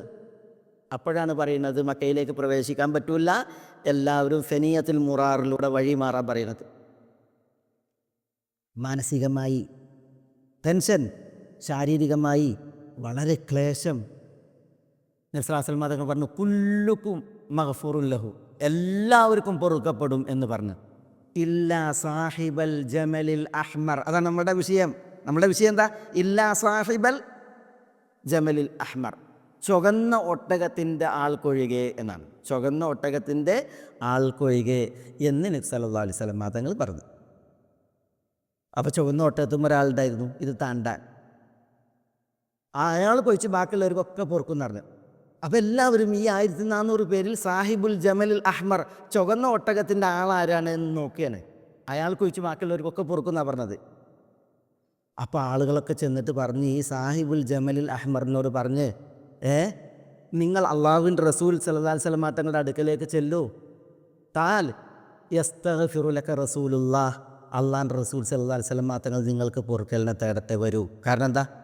നിങ്ങൾ പൊറുക്കപ്പെടാത്ത ആളാണെന്നാണ്, കുറ്റക്കാരനാണെന്നാണ് അതിൻ്റെ മാന. അതുകൊണ്ട് റസൂലുള്ളാഹിൻ്റെ അടുക്കലേക്ക് വരൂ, അള്ളാഹുവിൻ്റെ റസൂൽ നിങ്ങൾക്ക് വേണ്ടി അള്ളാഹിനോട് പൊറുക്കലിനെ തേടട്ടെ എന്ന് ആളുകൾ ചെന്നിട്ട് ഈ മനുഷ്യനോട് പറഞ്ഞു. അപ്പോൾ ആ മനുഷ്യൻ പറഞ്ഞ പ്രതികരണമാണ് എന്ന് പറഞ്ഞത്. വായിച്ചേ. അള്ളാഹുവാണേ നഷ്ടപ്പെട്ട എൻ്റെ ഒട്ടകം കണ്ടെത്തലാണ് നിങ്ങളുടെ വാക്താവ്. അറിയ നിങ്ങളുടെ വാക്താവ് റസൂലുള്ളാഹി സ്വല്ലല്ലാഹു അലൈഹി വസല്ലം എനിക്ക് വേണ്ടി പാപമോചനത്തേട്ടം നടത്തുന്നതിനേക്കാൾ എനിക്കിഷ്ടം എന്നാണ് പറഞ്ഞത്. എൻ്റെ ഒരു ഒട്ടകം പോയിക്കണ്, ഞാൻ അതിന് തിരഞ്ഞു പോവുകയാണ്, എനിക്കത് കിട്ടലാണ് വലുത്. നിങ്ങളെ സാഹിബ് മുഹമ്മദ് സല്ലല്ലാഹു അലൈഹി വസല്ലം എനിക്ക് വേണ്ടി പൊറുക്കലിനെ തേടുന്നതല്ല എന്ന് അയാൾ അവിടെ വെച്ച് പറഞ്ഞു എന്നാണ്. ഒന്നാലോചിച്ച് നോക്കി നിങ്ങൾ. ഇതാണ് ദാലിക ബിഅന്നഹും കരിഹു അവർക്ക് അനിഷ്ടമാണ്. എന്താ അനിഷ്ടം? അള്ളാഹ്ക്ക് ഇഷ്ടമുള്ളത് എന്താണോ അത്. എന്നാൽ അള്ളാഹ്ക്ക് അനിഷ്ടമായതോ അതിലവർ ആസക്തിയുള്ളവരും തത്രപ്പെടുന്നവരുമാണ് എന്നാണ് അതിൻ്റെ ഒരു ഗൗരവം. മനസ്സിലായില്ലേ? ഇതൊരു ചരിത്രം. മറ്റൊരു ചരിത്രം ഇത് ഞാൻ പറഞ്ഞില്ല, സനിയത്തുൽ മുറാർ താണ്ടി നബി സല്ലല്ലാഹു അലൈഹി വസല്ലം താണ്ടി. നബി സല്ലല്ലാഹു അലൈഹി വസല്ലം തങ്ങളുടെ ഒട്ടകം അദുബ അല്ലെങ്കിൽ ഖസ്വ ഒട്ടകം അത് താണ്ടി, ഖസ്വ താണ്ടി. എന്നിട്ട് ഖസ്വ ഈ സ്ഥലത്തെത്തി. ഇതാണ് ചരിത്ര പ്രസിദ്ധമായ ഹുദൈബിയ എന്ന് പറയുന്ന സ്ഥലം. ഈ ഹുദൈബിയയിൽ നബി സല്ലല്ലാഹു അലൈഹി വസല്ലം തങ്ങൾ എത്തിയപ്പോൾ റസൂലുള്ളാഹി സ്വല്ലല്ലാഹു അലൈഹി വസല്ലം തങ്ങളുടെ ഒട്ടകം അവിടെ മുട്ടുകുത്തി. ചരിത്രം ഹുദൈബിയൻ്റെ ചരിത്രം വിശാലമാണ്. ഒട്ടകം മുട്ടുകുത്തിയ ഇവിടെയാണ് എന്ത് നടന്നത്? ബൈഅത്തുർ റിദ്വാൻ നടന്നത്. ബൈഅത്തുർ റിദ്വാൻ വിശുദ്ധ ഖുർആനിൽ പറഞ്ഞില്ലേ, അല്ലാഹു സുബ്ഹാനഹു വ തആല ലഖദ് റളിയല്ലാഹു അനിൽ മുഅ്മിനീന ഇദ് യുബായിഊനക തഹ്ത അശ്ശജറ വൃക്ഷത്തിൻ്റെ ചുവട്ടിലിരുന്ന് താങ്കളോട് ബൈഅത്ത് ചെയ്തവരെ അള്ളാഹു പ്രീതിപ്പെട്ടിരിക്കുന്നു എന്ന് പറഞ്ഞില്ലേ. ആ ബൈഅത്തുർ റിദ്വാൻ നടന്നത് ഈ സ്ഥലത്താണ്. ഇവിടെ ഒരു വൃക്ഷത്തിന് ചുവട്ടിൽ വെച്ചായിരുന്നു ആ ബൈഅത്ത്, റസൂലുള്ളാഹിക്ക് ആ ബൈഅത്ത് നടന്നത്. ഖലാസ് ഇവിടെ വെച്ചാണ് നബി സല്ലല്ലാഹു അലൈഹി വസല്ലം തങ്ങൾക്ക് സഹാബികൾ ഈ വന്ന ആളുകളൊക്കെയും ബൈഅത്ത് ചെയ്തത്. ഈ ബൈഅത്ത് ചെയ്യുന്ന ആളുകളുണ്ടല്ലോ, അവരുടെ ഏറ്റവും വലിയ പ്രതീക്ഷ എന്താ? ഏറ്റവും വലിയ പ്രതീക്ഷ ഉംറയാണ്, മക്ക കാണലാണ്, മക്കയിലേക്ക് എത്തലാണ്. പക്ഷേ അത് നടക്കൂല എന്നുള്ള അവസ്ഥയാണ് ഇവിടെ. എന്നിട്ടും ഉംറല്ല പിന്നെ എന്താ ഉള്ളത്? എല്ലാവരും ഇനി മക്കക്കാരോടൊരു സാഹസത്തിന്, ഒരു ജിഹാദിന്, ഒരു യുദ്ധത്തിന് വേണ്ടി വന്നാൽ അതിന് ഒരുക്കാനെന്ന് പറഞ്ഞാണ് എന്ത് ചെയ്യേണ്ടത്? ബൈഅത്ത് ചെയ്യണത്. മനസ്സിലല്ലേ? അപ്പോൾ എല്ലാവരും ബൈഅത്ത് ചെയ്തു. ഒരു വ്യക്തി ചോദിച്ച്, ആ വ്യക്തിൻ്റെ പേരാണ് ജിദ്ദു ബിൻ ഖൈസ്. ജിദ്ദു ബിനു ഖൈസ് അസ്സുലമി. അയാളിവിടെ അയാളുടെ ഒട്ടകത്തിൻ്റെ ചുവട്ടിൽ ഒളിച്ചിരിക്കുക ചെയ്തത്. അയാളുടെ ഒട്ടകം അതിൻ്റെ ചുവട്ടിൽ ഒളിച്ചിരുന്നു. എല്ലാവരും റസൂലുള്ളാഹി സ്വല്ലല്ലാഹു അലൈഹി വസല്ലം തങ്ങൾക്ക് ആ വൃക്ഷത്തിൻ്റെ ചുവട്ടിൽ പോയിട്ട് ബൈഅത്ത് ചെയ്തു. അതെന്തിനു വേണ്ടിയാണ്? മരണത്തിന് വേണ്ടിയാണ്, അല്ലെങ്കിൽ ജിഹാദിന് വേണ്ടിയാണ്, ഉസ്മാൻ ബിൻ അഫ്ഫാൻ റളിയല്ലാഹു അൻഹു വേണ്ടിയാണ്. പല വിഷയങ്ങളുണ്ട്. ഏതായാലും എല്ലാവരും ബൈഅത്ത് ചെയ്തപ്പോൾ ജിദ്ദു ബിൻ ഖൈസ് നബി സ്വല്ലല്ലാഹു അലൈഹി വസല്ലം തങ്ങളുടെ അടുക്കലേക്ക് ചെന്നില്ല, തിരുനബിക്ക് കരം പകർന്നില്ല, ബൈഅത്ത് ചെയ്തില്ല, മൂപ്പരെ തെരഞ്ഞിട്ട് തന്നെ കാണാനില്ല. അപ്പോൾ എല്ലാവരും പോയി നോക്കുമ്പോണ്ട് ഒട്ടകത്തിൻ്റെ സൈഡിൽ ഒളിച്ച് ഇരിക്കുന്നത്. ജിദ്ദു ബിൻ ഖൈസ് മുനാഫിക്കുകളിൽ ഒരാളായിരുന്നു. നോക്കി നിങ്ങൾ, ഇസ്ലാമിന് വേണ്ടി പണിയെടുക്കേണ്ട അനിവാര്യതയും ആവശ്യകതയും ഉണ്ടാകുമ്പോൾ പുറംതിരിഞ്ഞ് ഒളിച്ചിരുന്ന് മറഞ്ഞിരുന്ന് അള്ളാഹ്ക്ക് അനിഷ്ടകരമായത് ചെയ്യുന്ന, അള്ളാഹ്ക്ക് ഇഷ്ടമുള്ളതിൽ നിന്ന് വിമുഖരാകുന്ന വിഭാഗം അവരാണ് കപടന്മാർ. ഇത് മനസ്സിലാക്കാനാണ് ഞാൻ ഈ ഒരു ചരിത്രം ഇവിടെ ഉണർത്തിയത്. ഒപ്പം ഇവിടെ നമ്മളൊരു മഹാവിഷയം പ്രത്യേകിച്ച് ഇക്കാലത്ത് മനസ്സിലാക്കാനുണ്ട്. അതുകൂടി ഞാൻ ഇതിൻ്റെ ഇടയിൽ നമ്മളൊന്ന് പറഞ്ഞു പോകാം. കാരണം നമ്മളൊരു പഠന സെഷനാണല്ലോ, ഒരു പഠന വേദിയാണല്ലോ. അപ്പോൾ അതിൽ കുറച്ച് അറിവുകൾ കൂടി വിശ്വാസപരമായി വിശിഷ്യ നമ്മൾ മനസ്സിലാക്കി പോകാനാണ് ഞാനിത് ഉണർത്തുന്നത്. ഹുദൈബിയയിലെ ചില അവിടുത്തെ മസ്ജിദും അവിടുത്തെ ചില ചരിത്ര സ്മാരകങ്ങളൊക്കെയാണത്. ഹുദൈബിയയിൽ ഒരു വൃക്ഷത്തിൻ്റെ ചുവട്ടിലിരുന്നിട്ടാണ് ബയ്യത്ത്. വൃക്ഷത്തിൻ്റെ ചുവട്ടിലിരുന്നാണ് ബയ്യത്ത്. ആ വൃക്ഷത്തെക്കുറിച്ച് അള്ളാഹു വിശുദ്ധ ഖുർആനിൽ പറഞ്ഞു, ലഖദ് റളിയല്ലാഹു അനിൽ മുഅ്മിനീന ഇദ് യുബായിഊനക തഹ്ത ഷജറ. ഷജറത്തിൻ്റെ ചുവട്ടിൽ, വൃക്ഷത്തിൻ്റെ ചുവട്ടിൽ. അപ്പോൾ ആ വൃക്ഷം വിശുദ്ധ ഖുർആനിൽ പരാമൃഷ്ടമാണ്. ആ വൃക്ഷം ഈ വൃക്ഷമല്ല കേട്ടോ അത്. പക്ഷേ ഞാൻ അതായിട്ട് ഒരു ചരിത്രം കാണിക്കാൻ ഒന്ന് മനസ്സിലാകാൻ വേണ്ടിയിട്ട് അവിടെ ഒരു ഇത് കാണിച്ചതാണ്. ഈ വൃക്ഷത്തിൻ്റെ വിഷയം ഇവിടെ നിന്ന് മനസ്സിലാക്കേണ്ടതുണ്ട്. കാരണം എന്താ, ഈ താരിഖ് ബിൻ അബ്ദുറഹ്മാൻ എന്നവർ പറയാണ്, ഞാൻ ഹജ്ജിന് പോയി. ഹജ്ജിനുള്ള യാത്രയിൽ ഞങ്ങൾ വഴിയിൽ ഒരു വിഭാഗം ആളുകൾ നിസ്കരിക്കുന്ന സ്ഥലത്തിലൂടെ കടന്നുപോയി. അപ്പോൾ ഞാൻ ചോദിച്ചു, ഈ മസ്ജിദ് ഏതാ, ഈ ആളുകൾ ഈ നിസ്കരിക്കുന്ന സ്ഥലം ഏതാണെന്ന് ചോദിച്ചു. അപ്പോൾ പറയപ്പെട്ടു, ഹാദിഹി ഷജറത്തുല്ലതി അഷ്ഷജറത്തു ഹൈസു ബായ റസൂലുള്ളാഹി സ്വല്ലല്ലാഹു അലൈഹി വസല്ലം ബൈഅത്ത് റിദ്വാൻ. റസൂലുള്ളാഹി ബൈഅത്തു റിദ്വാൻ നിർവഹിച്ച വൃക്ഷമുണ്ടല്ലോ, ആ വൃക്ഷം ഇവിടെയായിരുന്നു, വൃക്ഷം ഇവിടെയായിരുന്നു എന്ന് അതിനോട് ആളുകൾ പ്രതികരിച്ചു എന്നാണ്. അപ്പോൾ ഈ താരിഖ് ബിൻ അബ്ദുറഹ്മാൻ പറയാണ്, ഞാൻ സഈദ് ബിനുൽ മുസയ്യിബ് റഹ്മത്തുള്ളാഹി അലൈഹിയുടെ അടുക്കലേക്ക് ചെന്നു. സഈദ് ബിൻ മുസയ്യിബ് എന്ന് പറഞ്ഞാൽ സയ്യിദ് താബിഈൻ, താബിഈങ്ങളിലെ നേതാവാണ്. സഹാബികളുടെ ശിഷ്യന്മാരായ താബിഈങ്ങളുടെ നേതാവായ സഈദ് ബിൻ മുസയ്യിബിൻ്റെ അടുക്കലേക്ക് ഞാൻ ചെന്നു. എന്നിട്ട് ഞാൻ ഈ വിഷയം പറഞ്ഞു കൊടുത്തു. ഇങ്ങനെ ഒരു വിഭാഗം ആളുകൾ നിസ്കരിക്കേണ്ട ഈ വഴിയിൽ അവർ പറയണത് ഇത് ബയ്യത്ത് റിദ്വാൻ നടന്ന വൃക്ഷം നിന്ന സ്ഥലമാണ് എന്നാണ് അവർ പറയുന്നത് എന്ന് പറഞ്ഞു. അപ്പോൾ സഈദ് ബിനുൽ മുസയ്യിബ് റഹ്മത്തുള്ളാഹി അലൈഹി ചിരിച്ചു. എന്നിട്ട് അദ്ദേഹം പറയാണ്, സഈദ് ബിനുൽ മുസയ്യിബ് പറയാണ്, അദ്ദേഹം താബിയാണ്. അദ്ദേഹത്തിൻ്റെ വാപ്പ മുസയ്യിബ് ബിനുൽ ഹസൻ അൽ മഖ്സൂമിയാണ് അദ്ദേഹത്തിൻ്റെ വാപ്പ. എൻ്റെ വാപ്പ മുസയ്യിബ് എന്നോട് പറഞ്ഞിട്ടുണ്ട്. എന്താ പറഞ്ഞത്? ബയ്യത്തു റിദ്വാൻ റസൂലുള്ളാഹിക്ക് നിർവഹിച്ചവരുടെ കൂട്ടത്തിൽ എൻ്റെ വാപ്പ ഉണ്ടായിരുന്നു. എൻ്റെ വാപ്പ മുസയ്യിബ് ബിനുൽ ഹസൻ ബയ്യത്തു റിദ്വാൻ നിർവഹിച്ചവരുടെ കൂട്ടത്തിലുണ്ടായിരുന്നു, വൃക്ഷത്തിന് ചുവട്ടിൽ. എന്നിട്ട് വാപ്പ എന്നോട് പറഞ്ഞു എന്ന് പറയാണ്, സഈദ് പറയാണ്, ഞങ്ങൾ ബയ്യത്തു റിദ്വാൻ നിർവഹിച്ചിട്ട് പിന്നെ അടുത്ത വർഷം ഞങ്ങൾ എന്ത് ചെയ്തു, ഉംറക്ക് അള്ളാഹ് വീട്ടാൻ വേണ്ടിയിട്ട് പുറപ്പെട്ടു. ഹുദൈബിയ സന്ധിയിൽ ഉംറ ചെയ്യാൻ പറ്റിയില്ല. പിന്നെ അടുത്ത വർഷമാണ് അത് വീട്ടാൻ വേണ്ടിയിട്ട് പോണത്. ആ അടുത്ത വർഷം യാത്ര ഞങ്ങൾ പുറപ്പെട്ടു. അങ്ങനെ ഞങ്ങൾ ആ സ്ഥലത്തെത്തിയപ്പോൾ ഹഫിയ അലൈന മക്കാനുഹ എന്നാണ് റസൂലുള്ളാഹി സ്വല്ലല്ലാഹു അലൈഹി വസല്ലം തങ്ങൾ ബയ്യത്ത് ചെയ്ത ആ വൃക്ഷം ഉണ്ടല്ലോ, ആ വൃക്ഷവും ആ സ്ഥലവും ഞങ്ങൾക്ക് ഹഫിയ അലൈന എന്നാണ്.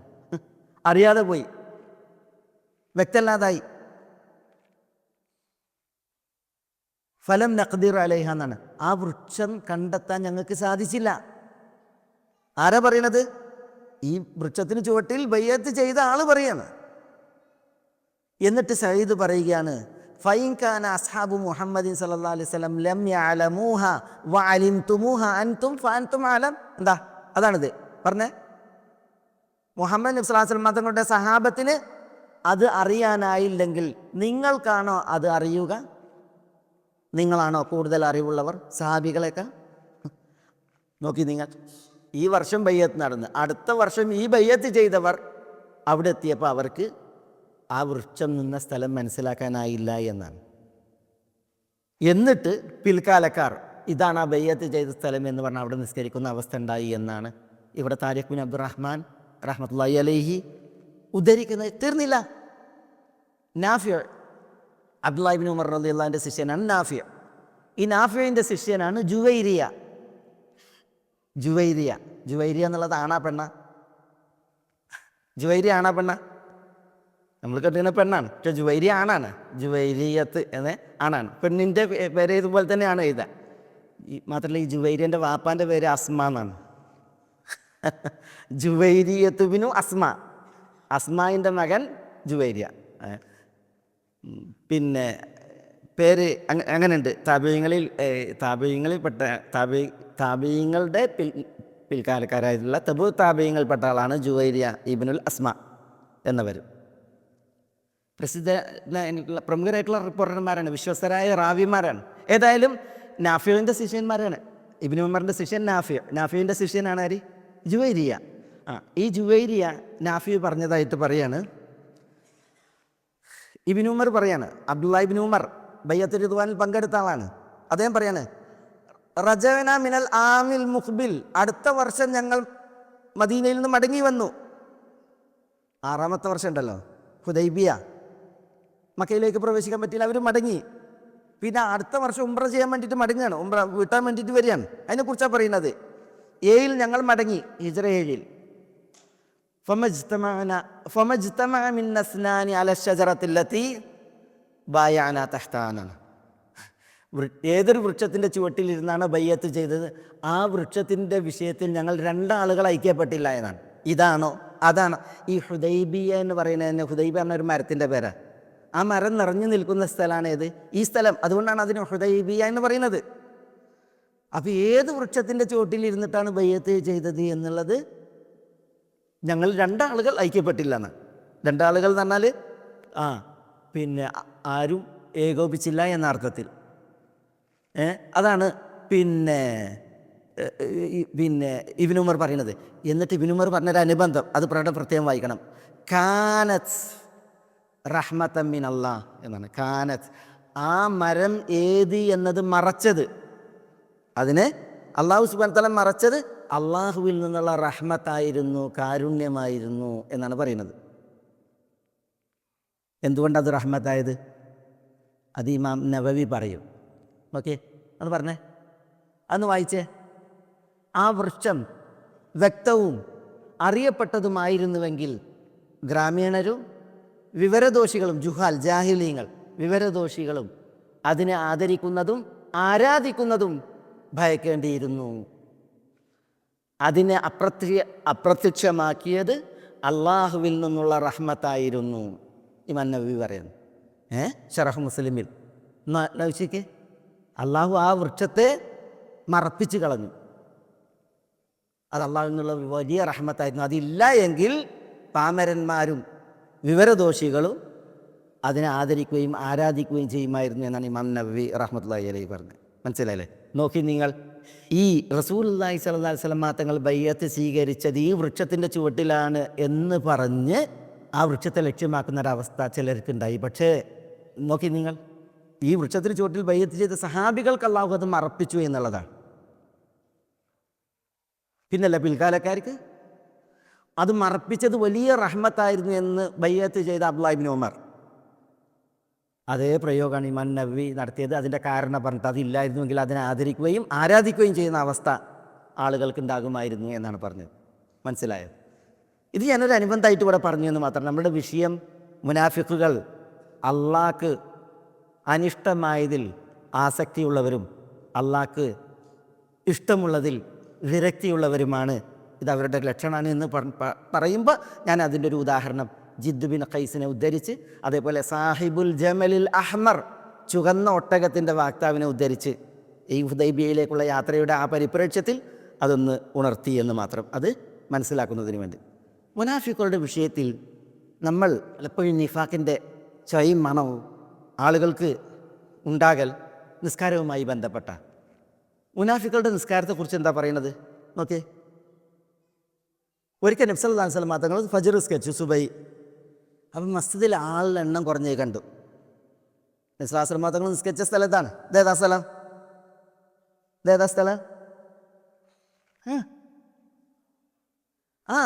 മസ്ജിദ് നബവിയിൽ റൗദയാണ്. നബി സല്ലല്ലാഹു അലൈഹി വസല്ലം തങ്ങൾ സുബൈ നിസ്കരിച്ചിട്ട് ആളുകളുടെ എണ്ണം കുറഞ്ഞേ കണ്ടു സുബൈക്ക്. അപ്പം നബി സല്ലല്ലാഹു അലൈഹി വസല്ലം തങ്ങൾ നിസ്കാരം കഴിഞ്ഞപ്പോൾ ചോദിച്ചു, അഷഹിദ ഫുലാൻ ഇന്ന ആൾ വന്നിടണോ എന്ന് ചോദിച്ചു. അഷഹിദ ഫുലാൻ ഇന്ന ആൾ വന്നിടണോ എന്ന് ചോദിച്ചു. ഇങ്ങനെ എണ്ണി ആളുകളെ ചോദിച്ച്. അപ്പോൾ ആളുകൾ പറഞ്ഞു, ഇന്ന ആൾ, നിങ്ങൾ ചോദിച്ച ആളൊന്നും വന്നിട്ടില്ലായിരുന്നു. അപ്പോൾ റസൂലുള്ളാഹി സ്വല്ലല്ലാഹു അലൈഹി വസല്ലം തങ്ങൾ നടത്തിയ പ്രതികരണമാണെന്ത് ഇത്? ഇന്ന ഹാതൈനി സ്വലാത്തൈനി മിൻ അഫ്ഖലി സ്വലാ അലൽ മുനാഫിഖീൻ. രണ്ട് നിസ്കാരം മുനാഫിഖീങ്ങൾക്ക് ഏറ്റവും ഭാരമുള്ളതാണ്. രണ്ട് നിസ്കാരം ഏതൊക്കെ? ഫജ്റും ഇശയും. എന്നിട്ട് നബി സല്ലല്ലാഹു അലൈഹി വസല്ലം തങ്ങളുടെ പ്രയോഗത്തിൻ്റെ അർത്ഥമാണിത്. എന്താ വായിച്ചേ? അവ ജമാഅത്തായി നിർവഹിക്കുന്നതിലുള്ള മഹത്വം അവരറിഞ്ഞിരുന്നുവെങ്കിൽ ഇഴഞ്ഞുകൊണ്ടെങ്കിലും അവർ ജമാഅത്തിനെത്തുമായിരുന്നു എന്ന് നബി സല്ലല്ലാഹു അലൈഹി വസല്ലം തങ്ങൾ പറഞ്ഞു. അപ്പോൾ നിഫാഖുള്ളവർ ആര് എന്നറിയാനുള്ള ഏറ്റവും നല്ല അടയാളമാണ് രണ്ട് നിസ്കാരം, അതിൻ്റെ ജമാഅത്ത്. ഒന്ന് ഇശ, മറ്റൊന്ന് ഫജ്ർ. ഒരു നിവേദനത്തിൽ ഇങ്ങനെയാണുള്ളത്, സുബൈ നിസ്കാരത്തിനും ഇശ നിസ്കാരത്തിനും മുനാഫിഖ് ഹാജരാവുകയില്ല. അത് വിശദീകരിക്കുമ്പോൾ ലാ യുവാദിബു അലൈഹ എന്നാണ്. തീരെ വരൂല എന്നല്ല, പിന്നെയോ സ്ഥിരമായിട്ട് വരൂല. ലാ യുവാദിബു അലൈഹ എന്ന് പറഞ്ഞാൽ ഒരു സ്ഥിരത ഉണ്ടാവില്ല. എപ്പോഴെങ്കിലൊക്കെ മൂപ്പരിങ്ങനെ തല പൊക്കും. ജമാഅത്തിലുണ്ടാവും, സഫിലൊക്കെ വന്നിട്ട് ഒന്ന് അങ്ങോട്ടും ഇങ്ങോട്ടൊക്കെ നോക്കാനുണ്ടാവും. പക്ഷേ ഒരു നൈതികത, നിത്യത സുബൈ ജമാഅത്തിൽ ഹാജരാകുന്ന വിഷയത്തിൽ, ഫജ്ർ നിസ്കാരത്തിന് ഹാജരാകുന്ന വിഷയത്തിൽ ഉണ്ടാകില്ല എന്നുള്ളതാണ് നബി സല്ലല്ലാഹു അലൈഹി വസല്ലം തങ്ങൾ പറഞ്ഞത്. ഇവിടെ നോക്കി നിങ്ങൾ, അല്ലാഹു സുബ്ഹാനഹു വ തആല പറഞ്ഞ്, അവർ അള്ളാഹുവിലും അവൻ്റെ ദൂതനിലും അവിശ്വസിച്ചിരിക്കുന്നു, മടിയന്മാരായി കൊണ്ടല്ലാതെ നിസ്കാരത്തിന് ചെല്ലുകയില്ല എന്നുള്ളതാണ് കപട വിശ്വാസം. വലാ യഅ്തൂന സലാത്ത ഇല്ലാ വഹും കുസാല. പിന്നെ അള്ളാഹു പറയാണ് കപട വിശ്വാസികളെ കുറിച്ചാണ് ഈ പറയുന്നത്. നോക്കിയേ, അവർ നിസ്കാരത്തിന് നിന്നാൽ ഉദാസീനരായിക്കൊണ്ടും ആളുകളെ കാണിക്കാൻ വേണ്ടിയുമാണ് നിൽക്കുന്നത്, അല്ലേ? നിസ്കരിക്കാൻ നിന്നിട്ടുണ്ടെങ്കിൽ ഒടിഞ്ഞ് വളഞ്ഞ് പിന്നെ ഏമ്പക്കെട്ട് അല്ലെങ്കിൽ കോട്ടാവിട്ട് ആകെ നെടുങ്ങേറായി ഞാനും വരണ്ടേ എന്നുള്ള നിലക്ക് നിന്നിട്ട് പിന്നെ വന്നാൽ തന്നെ ആളുകളെ കാണിക്കാൻ വേണ്ടിയിട്ടാണ് വരുന്നത്, നിസ്കരിക്കുന്നത്. കപട വിശ്വാസികളെ കുറിച്ച് അല്ലാഹു സുബ്ഹാനഹു വ തആല പറയാണ്. അള്ളാഹു കാക്കട്ടെ, നഊദു ബില്ലാഹ്. നിസ്കാരത്തിൻ്റെ വിഷയത്തിലാണ് കപട വിശ്വാസി കുറേ പരീക്ഷിക്കപ്പെട്ടത്. ഇവിടെ നിന്ന് ആലോചിച്ച് നോക്കിയത് നിങ്ങൾ. നബി സല്ലല്ലാഹു അലൈഹി വസല്ലം തങ്ങൾ പറയാണ്, ഒരാൾ മസ്ജിദിലായിരിക്കെ ബാങ്ക് വിളി കേൾക്കുകയും പിന്നീട് അയാൾ മസ്ജിദിൽ നിന്ന് പുറത്തു പോവുകയാണ്. എന്തെങ്കിലും ഒരു ആവശ്യത്തിനല്ല, പിന്നെയോ ബാങ്ക് കേട്ടിട്ട് ഒരാവശ്യമില്ലാതെ പുറത്തു പോവുകയാണ്. നബി സല്ലല്ലാഹു അലൈഹി വസല്ലം തങ്ങൾ പറയാണ്, മടങ്ങി വരാൻ അയാൾക്ക് ഉദ്ദേശവുമില്ല എങ്കിൽ അവൻ മുനാഫിഖാണ് എന്നാണ് പറഞ്ഞത്. നിസ്കാരത്തിൻ്റെ വിഷയത്തിൽ കപട വിശ്വാസി വിരക്തനാണ്. ആ വിരക്തി പല രീതിയിൽ തെളിയും. അതാണ് നമ്മൾ പറഞ്ഞത്, മടിയന്മാരായിട്ട് നിൽക്കുക, കാലും അമ്മിക്കുട്ടിയുള്ള പോലെ മോതിരി വേച്ച് നടന്ന് വരിക, ഉന്തി തള്ളിയിട്ടാണ് പോവുക. ആ ഉന്തിൽ ഉണ്ടല്ലോ, പിന്നെ വേച്ച് പോയി ഇനി സഫിൽ നിന്നാൽ തന്നെ കുസാല, മടിയനായിട്ട്. പിന്നെ യുറാഊനന്നാസ്. പിന്നെ മറ്റൊരു ലക്ഷണമാണ് ഇവിടെ ഈ നമ്മൾ കേട്ടത്. നബി സല്ലല്ലാഹു അലൈഹി വസല്ലം തങ്ങൾ പറയാണ്, വല്ലവനും 3 ജുമുഅ അകാരണമായി ഉപേക്ഷിച്ചാൽ ഫഹുവ മുനാഫിഖ്, അവൻ കപടനാണ് എന്ന് നബി സല്ലല്ലാഹു അലൈഹി വസല്ലം തങ്ങൾ പറയുന്നുണ്ട്. പിന്നൊരു വിഷയമാണിത്. ഇത് പലപ്പോഴും പുരുഷന്മാരെക്കാൾ കൂടുതൽ സ്ത്രീകൾ പരീക്ഷിക്കപ്പെടുന്നൊരു വിഷയമാണ്. ഇതൊന്ന് വായിച്ചാണ് എന്താ? അത് കപടൻ്റെ നിസ്കാരമാണ്. സൂര്യൻ അസ്തമിക്കുവാനുള്ള മഞ്ഞ പ്രാപിക്കുവോളം അവരിൽ ഒരാൾ ഇരിക്കും. അങ്ങനെ സൂര്യൻ ശൈത്താൻ്റെ ഇരു കൊമ്പുകൾക്കിടയിലായാൽ എഴുന്നേറ്റ് 4 തവണ കൊത്തിപ്പെറുക്കും. കുറച്ച് മാത്രമേ അവർ അള്ളാഹുവെ ഓർമ്മിക്കുകയുള്ളൂ.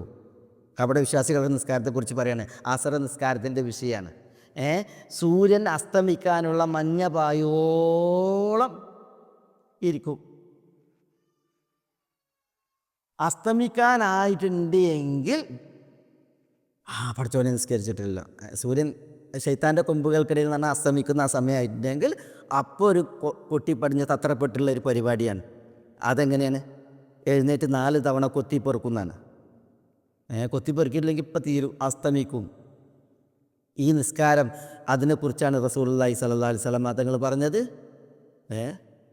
അത് മുനാഫിക്കിൻ്റെ നിസ്കാരമാണ് എന്ന്. തിൽക സലാത്തുൽ മുനാഫിഖ്, അത് കപടൻ്റെ നിസ്കാരമാണ് എന്നാണ് നബി സല്ലല്ലാഹു അലൈഹി വസല്ലം തങ്ങൾ പറഞ്ഞത്. അത് പറഞ്ഞിട്ടാണ് നബി സല്ലല്ലാഹു അലൈഹി വസല്ലം തങ്ങളുടെ ഹദീസ് തുടങ്ങണേ തന്നെ.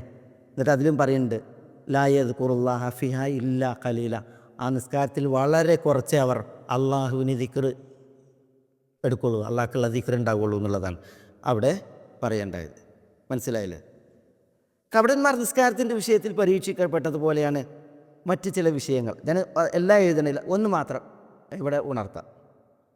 വിശുദ്ധ മദീനയിലൊരിക്കൽ നബി സല്ലല്ലാഹു അലൈഹി വസല്ലം തങ്ങൾ ഒരു ധനശേഖരണ സംരംഭം ഉണ്ടാക്കി, പിരിക്കേണ്ടി വന്നു. അപ്പോൾ ആ പിരിവിലേക്ക് ഒരാൾ കുറേ സ്വത്തായിട്ട് വന്നു, ആത്മാർത്ഥമായിട്ടാണ് അയാൾ കൊണ്ടുവരുന്നത്, ഏറ്റി കൊണ്ടുവന്ന്. അപ്പോൾ കപട വിശ്വാസികൾ പറയാണ്, എന്താ പറഞ്ഞത്? ലോകമാന്യൻ. ഇങ്ങനെ ഏറ്റിക്കൊണ്ടിരുന്നത് ലോകമാന്യതയാണ്, മൂപ്പര് ലോകമാന്യനാണെന്ന് പറഞ്ഞ്. അത് കഴിഞ്ഞ് വേറൊരാൾ കൊണ്ടുവന്ന ഒരു സാഴാണ്. ഒരു സാഴ് നമ്മൾ അതിൻ്റെ അളവ് ഇത്രയാണ്, ഇതാണ് റസൂലുള്ളാഹിൻ്റെ കാലത്തുള്ള സാഴിൻ്റെ വലുപ്പമാണ് ഇത് കാണിക്കുന്നത്. സാഴ് ഇത് മുദ്ദ് എന്ന് പറഞ്ഞിട്ടുണ്ടെങ്കിൽ ഒത്തൊരു പുരുഷൻ്റെ 2 കൈക്കുമ്പിൾ കോരൽ അല്ലേ. സാഴ് എന്ന് പറഞ്ഞാൽ 4 കോരൽ, അതിൻ്റെ അളവാണിത് സാഴ്. ഒരാൾ കുറേ കൊണ്ടുവന്ന് അപ്പം പറയാണ് മൂപ്പര് ലോകമാന്യതൻ്റെ ആളാണെന്ന്. ആര്? കപടൻ, ഒന്നും കൊണ്ടുവരാത്തോ. വേറൊരാൾ ഒരു സാവ് കൊണ്ടുവന്ന്, ആ സാവ് കൊണ്ടുവന്ന് പറയാണ് ഇവൻ്റെ ഇച്ചിരി ഒരു നുള്ള് കിട്ടിയിട്ടാണ് അള്ളാഹ്ക്ക്. ഇവൻ്റെ ഒരു സാഴ്, അതിൽ നിന്ന് അള്ളാഹു ധന്യനാണ് എന്ന് പറഞ്ഞാൽ എന്താ? ഇവൻ്റെ ഒരു പിടി കിട്ടിയിട്ടുമാണ് അള്ളാഹ്ക്ക്. അതും എന്താ? ഇതിനെ കളിയാക്കുകയാണ്.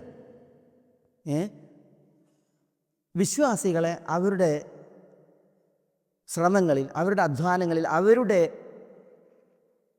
പരിശ്രമങ്ങളിൽ പരിഹസിക്കുന്ന, കളിയാക്കുന്ന പ്രവണത, അത് എല്ലാവരോടും, നല്ലോണം ചെയ്യുന്നവനോടും ചെയ്യുന്നതിൽ പരിമിതമുള്ളവരോടൊക്കെ മുനാഫിഖ് ഒരുപോലെയാണ്.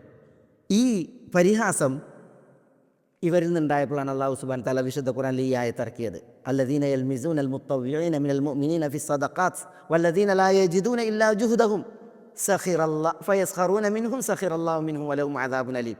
സത്യവിശ്വാസികളിൽ നിന്ന് ദാനധർമ്മങ്ങൾ ചെയ്യാൻ സ്വയം സന്നദ്ധനായി വരുന്നവരെയും സ്വന്തം അധ്വാനമല്ലാതെ മറ്റൊന്നും ദാനം ചെയ്യാൻ കണ്ടെത്താത്തവരെയും അധിക്ഷേപിക്കുന്നവരത്രേ അവർ കപടവിശ്വാസികൾ. അങ്ങനെ അവർ ആ വിശ്വാസികളെ പരിഹസിക്കുന്നു, അള്ളാഹു അവരെയും പരിഹസിക്കുകയാണ്, അവർക്ക് വേദനയേറിയ ശിക്ഷയാണുള്ളത് എന്ന് അല്ലാഹു സുബ്ഹാനഹു വ തആല പറഞ്ഞു. അപ്പോഴല്ല ഈ ദീനി നിഷ്ഠയിൽ ജീവിക്കുന്നവരെ അതിൽ പരിഹസിക്കുന്നവർ, കളിയാക്കുന്നവർ. ഇത് ചരിത്രത്തിലൊരു ഉദാഹരണം മാത്രമാണ്. ഇത് നിഫാഖിൻ്റെ ഒരു ലക്ഷണമാണ് എന്നുള്ളതാണ് ഇവിടെ നമ്മൾ പഠിപ്പിക്കപ്പെടുന്നത്. മനസ്സിലായില്ലേ? ഇത് ഞാനൊരു ഉദാഹരണം ഇവിടെ ഈ വിഷയത്തിൽ ഉണർത്തിയെന്ന് മാത്രം. നമ്മുടെ ഒന്നാമത്തെ വിഷയം ഇതാണ്. ഹൃദയരോഗങ്ങളിൽ ഏറ്റവും ആളുകളെ പിടിച്ചു വിലക്കുന്ന ഒരു രോഗമാണ് നിഫാഖ്. അതെന്ത് എന്നും അതിൻ്റെ ചില വിഷയങ്ങളാണ് ഇവിടെ നമ്മൾ ഇപ്പം മനസ്സിലാക്കിയത്. മനസ്സിലായി? നമുക്കിനിയൊന്ന് ഒരു ഇടവേളയാണ്. ആ ഇടവേളയ്ക്കപ്പുറം നമുക്കിനി ഹൃദയത്തിൻ്റെ മറ്റൊരു രോഗം, ആ രോഗം ഈ രോഗത്തെ പോലെയല്ല. ഈ രോഗം ഇതിൻ്റെ രൗദ്രഭാവത്തിൽ, രൂക്ഷഭാവത്തിൽ നമ്മളിലൊന്നും അൽഹംദുലില്ലാഹ് ഇല്ല, അൽഹംദുലില്ലാഹ്. പക്ഷേ അടുത്ത രോഗം അത് അത്യന്തം ഗൗരവമാണ്. അത് നമ്മളേറെ ഗൗരവത്തിൽ പഠിച്ച് മനസ്സിലാക്കി കരുതേണ്ട രോഗവുമാണ് ഇൻഷാ അല്ലാഹ്. ഹൃദയത്തെ അപായപ്പെടുത്തുന്ന അപകടപ്പെടുത്തുന്ന ഒരു രോഗമാണ് റിയ, ലോകമാന്യത. ഞാനതിൻ്റെ ഗൗരവം മനസ്സിലാക്കാൻ ഒരു സംഭവം, വിശുദ്ധ മദീനയിൽ നബി സല്ലല്ലാഹു അലൈഹി വസല്ലം തങ്ങൾ അബൂ ഹുറൈറ റളിയല്ലാഹു തആല അൻഹുവിനെ വിളിച്ച് ഉണർത്തിയ ആ ഒരു നിവേദനത്തെ നൽകിയാണ്. അതിൻ്റെ ചില ഭാഗങ്ങൾ ഇവിടെ. ഈ നിൻ്റെ മാർഗത്തിൽ, ഇതൊരു ഹദീസിലെ പ്രയോഗമാണ്, ഈ നിൻ്റെ മാർഗത്തിൽ എന്നുള്ളത്. വിഷയം എന്താ? വിഷയം ഇതാണ്. അന്ന് വായിച്ചേ.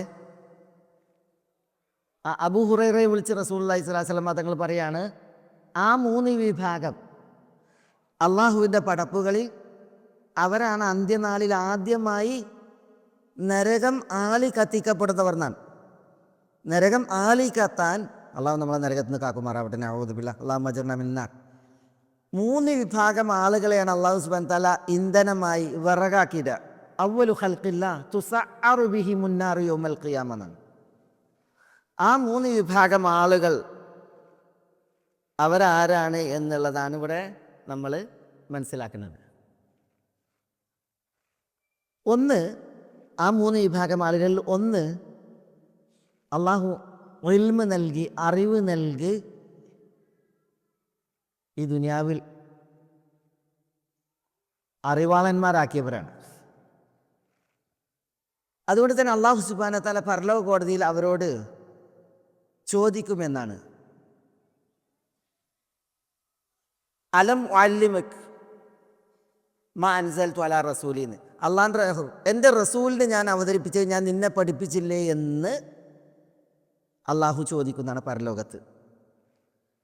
അപ്പോൾ അയാൾ അതേ എന്ന് പറയുമ്പോൾ മാദാ അമിൽത ഫീമ ഉല്ലിംത, നീ പഠിപ്പിക്കപ്പെട്ടതിൽ നീ എന്ത് ചെയ്തു എന്ന് അള്ളാഹു സുബ്ഹാനഹു വ തആല ചോദിക്കും പരലോകത്ത്. വിചാരണയുടെ വേദിയിലൊരു ചോദ്യമാണ്. അറിവ് കിട്ടി, എന്ത് നീ ചെയ്തത് ആ അറിവ് കൊണ്ട്?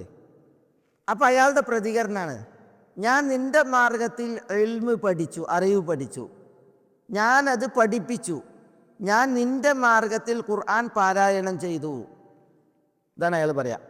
അവിടെ നിൻ്റെ മാർഗത്തിൽ, അള്ളാഹിനോടാണല്ലോ പറയുന്നത്, അള്ളാഹിൻ്റെ മാർഗത്തിൽ എന്ന് ഞാൻ പഠിച്ചു, നിൻ്റെ മാർഗത്തിൽ ഞാൻ ഖുർആൻ ഓതി. അപ്പം അള്ളാഹു സുബ്ഹാനഹു വ തആല നടത്തുന്ന പ്രതികരണമാണ് ഖദബ്ത, നീ പറഞ്ഞത് കളവാണ്. അപ്പം മലക്കുകളും പറയുന്നതാണ്, നീ പറഞ്ഞത് കളവാണ്, ഖദബ്ത.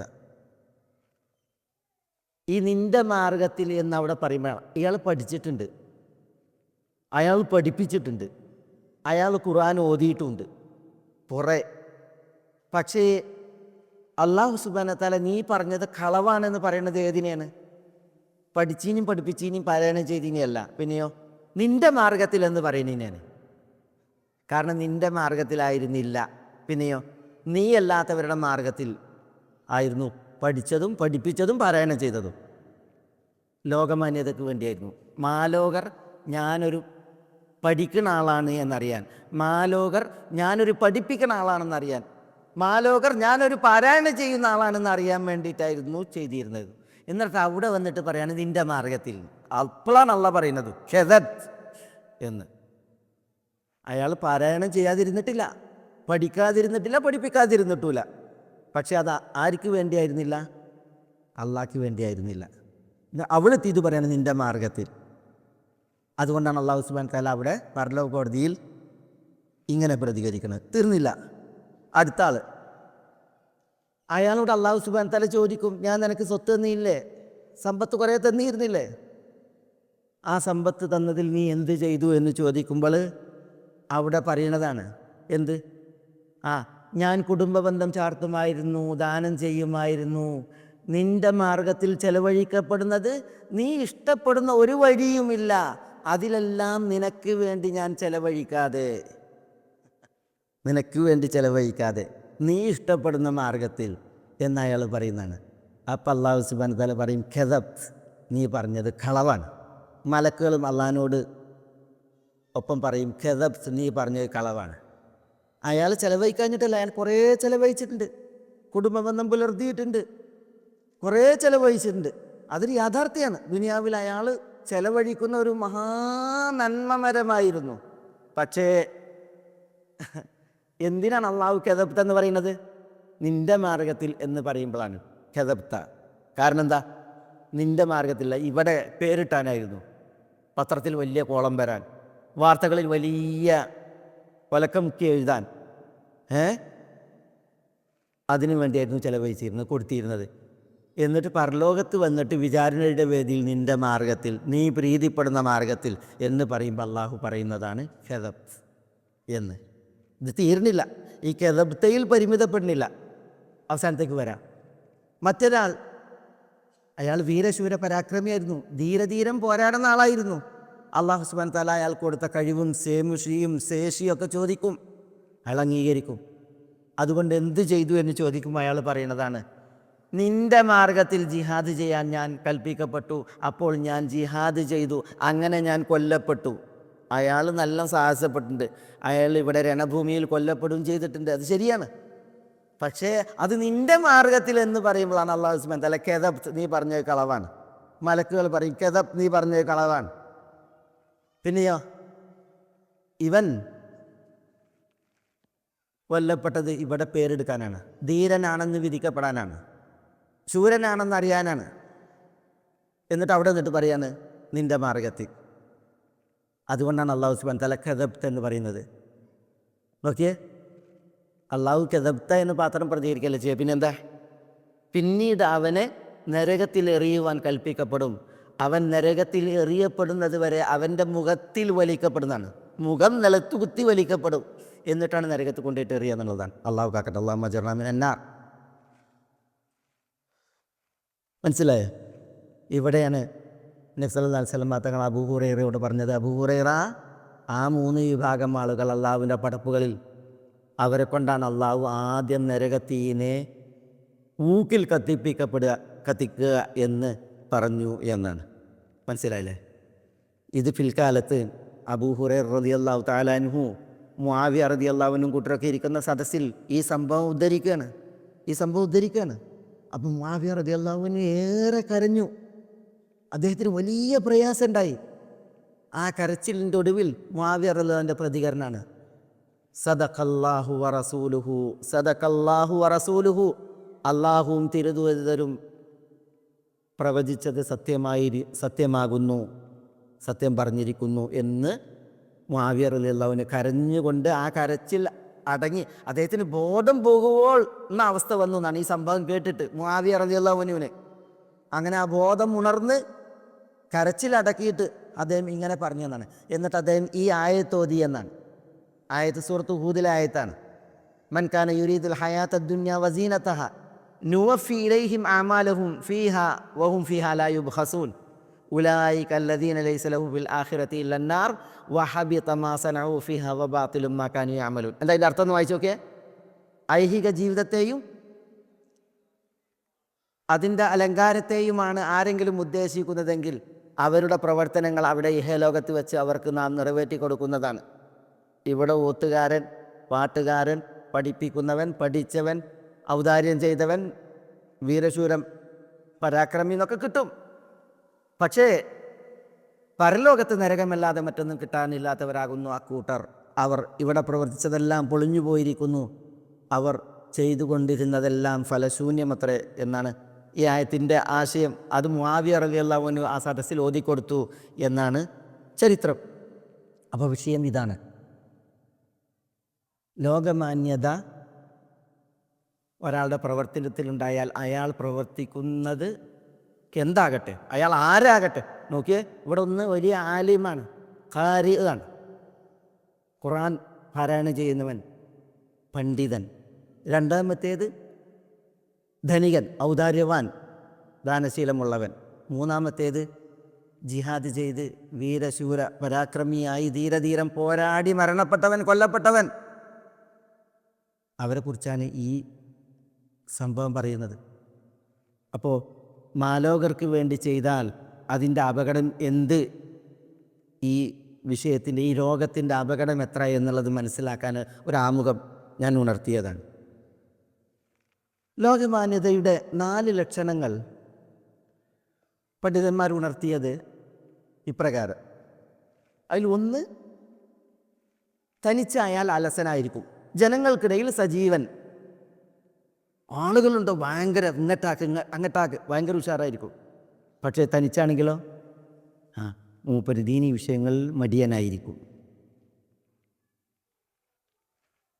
പ്രശംസ ലഭിച്ചാൽ കർമ്മങ്ങൾ വർദ്ധിപ്പിക്കും.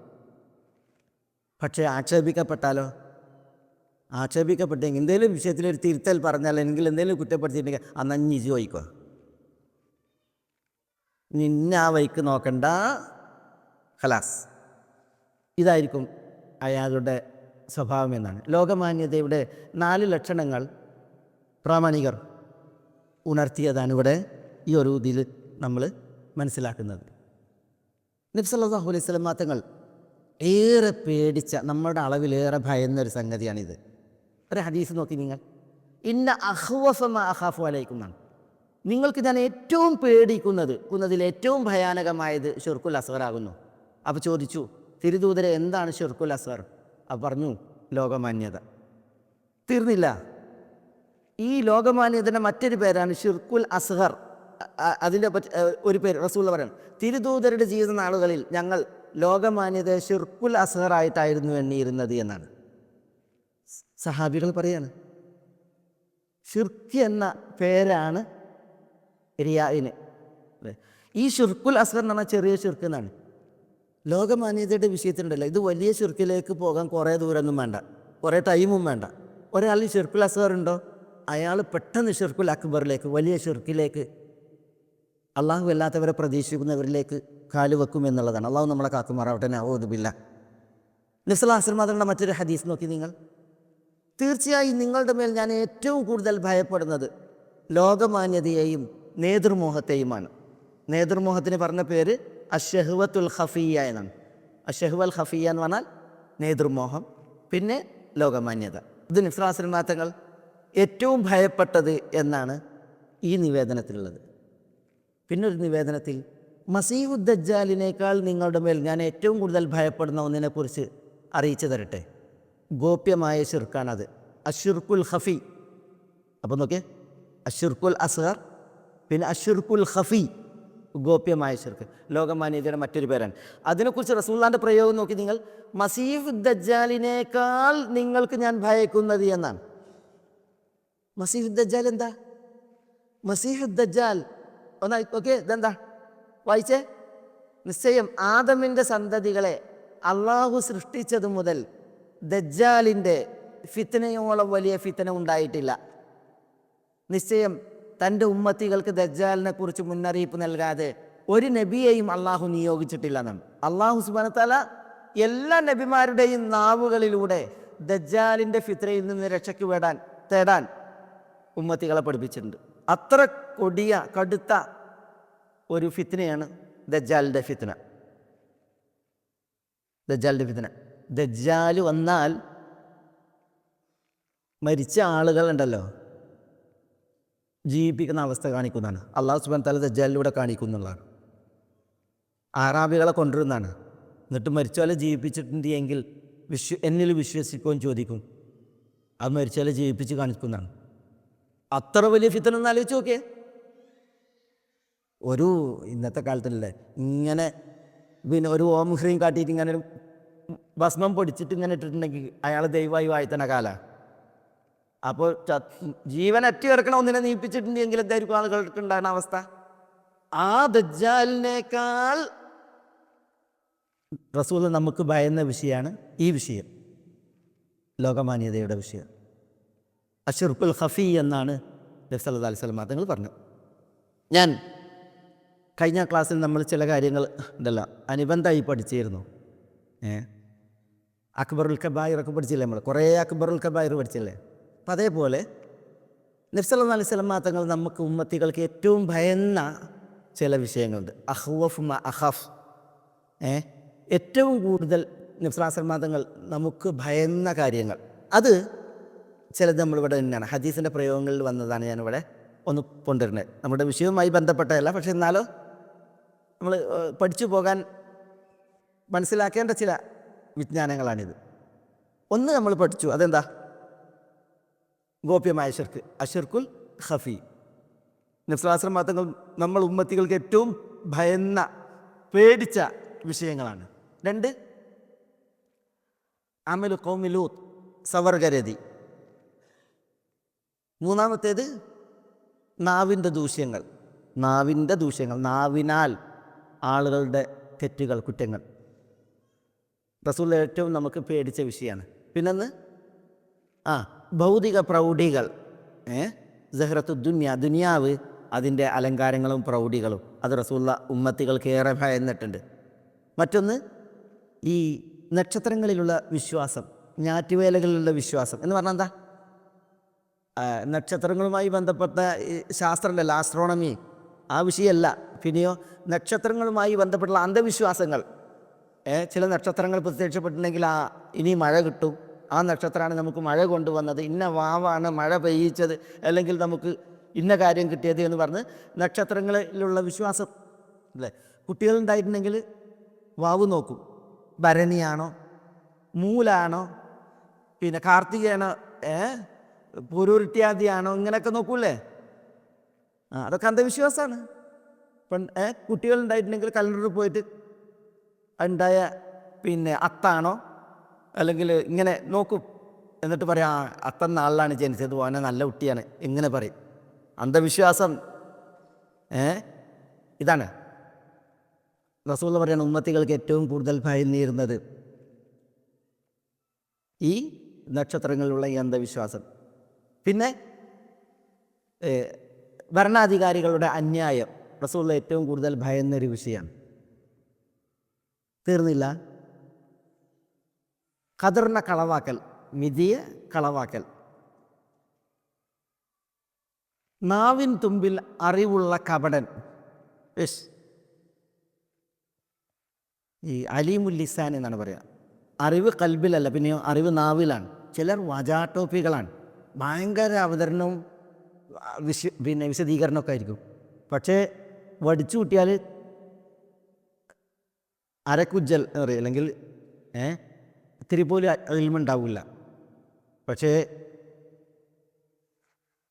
പറഞ്ഞാൽ, പ്രസംഗിച്ചാൽ ഗംഭീരം. അവർ ദീനിനെ സ്ഥാപിക്കുന്നതിനേക്കാൾ കൂടുതൽ തകർക്കുന്ന അവസ്ഥയായിരിക്കും ഉണ്ടാകുക. അള്ളാഹു കാക്കട്ടെ, നഊദു ബില്ലാഹ്. അതിൻ്റെ ഉദാഹരണങ്ങളൊന്നും ഈ യുഗത്തിൽ പറയേണ്ടതില്ല. അതാണ് മറ്റൊരു നബി സല്ലല്ലാഹു അലൈഹി വസല്ലം തങ്ങൾ ഏറ്റവും കൂടുതൽ പേടിച്ച മറ്റൊരു വകുപ്പ്. പിന്നൊന്ന് വഴിതെറ്റിക്കുന്ന നേതാക്കൾ, അൽ അയിമത്തുൽ മുദല്ലീൻ. അള്ളാഹു കാക്കട്ടെ, നഊദു ബില്ലാഹ്. പിന്നൊന്ന് അശഹ്വത്തുൽ ഖഫി, ഞാൻ പറഞ്ഞില്ലേ, നേതൃമോഹം. പിന്നൊന്ന് അഷിർക്കുൽ അസ്ഗർ, ചെറിയ ഷിർക്ക്. പിന്നെ അസിന, വ്യഭിചാരം. അബ്ദുല്ലാഹി ഇബ്നു സൈദ് റളിയല്ലാഹു അൻഹുവിൽ നിന്ന് ഇമാം ഇബ്നു ഹിബ്ബാൻ നിവേദനം ചെയ്യുന്ന ഒരു ഹദീസിൽ റസൂലുള്ളാഹി സ്വല്ലല്ലാഹു അലൈഹി വസല്ലം തങ്ങൾ ഏറ്റവും കൂടുതൽ ഭയക്കുന്ന ഒരു വിഷയം പറഞ്ഞപ്പോൾ ഈ അശഹ്വത്തുൽ ഖഫിയയും സിനയും ചേർത്ത് പറഞ്ഞ ഒരു നിവേദനം വായിക്കാൻ സാധിച്ചു. ഈ 12 വിഷയങ്ങൾ നബി സല്ലല്ലാഹു അലൈഹി വസല്ലം തങ്ങൾ അഖ്വഫു മാ അഖാഫ്, ഉമ്മത്തികൾ ഏറ്റവും ഭയന്ന കേസുകളാണ് എന്നുള്ളതാണ് ഇത്. അത് മനസ്സിലാക്കാനാണ് ഞാൻ ഈ വിഷയം കൊണ്ടുവന്നത്. നമ്മളുടെ വിഷയത്തോടനുബന്ധിച്ച് ഒരു അറിവ് നമുക്ക് കൂടുതൽ ഉണ്ടാകുന്നതിന് വേണ്ടി. ഈ ലോകമാന്യത ഉണ്ടല്ലോ, അത് നമ്മുടെ അമലുകളിൽ വന്നാൽ, നമ്മുടെ ജീവിതത്തിൽ വന്നാൽ, അതിനാൽ ഉണ്ടാകുന്ന ഏറ്റവും വലിയ അപകടം വിളിച്ചറിയിക്കുന്ന ഒരു ഹദീസാണ് ഈ ഹദീസ്. ഇത് അള്ളാഹു സുബ്ഹാനഹു വ തആല തന്നെ നേരിട്ട് പറഞ്ഞാണ്. അള്ളാഹു സുബ്ഹാനഹു വ തആല തന്നെ നേരിട്ട് പറഞ്ഞാണ്, വിശുദ്ധ ഖുർആനിലല്ല, പിന്നെയോ നബി സല്ലല്ലാഹു അലൈഹി വസല്ലം തങ്ങളുടെ നാവിലൂടെ. എന്താ പറഞ്ഞത്? വായിച്ചേ. ശിർക്ക് ചെയ്യുന്നവരുടെ ശിർക്കിനെ തൊട്ട് ഞാൻ ധന്യനാണ്.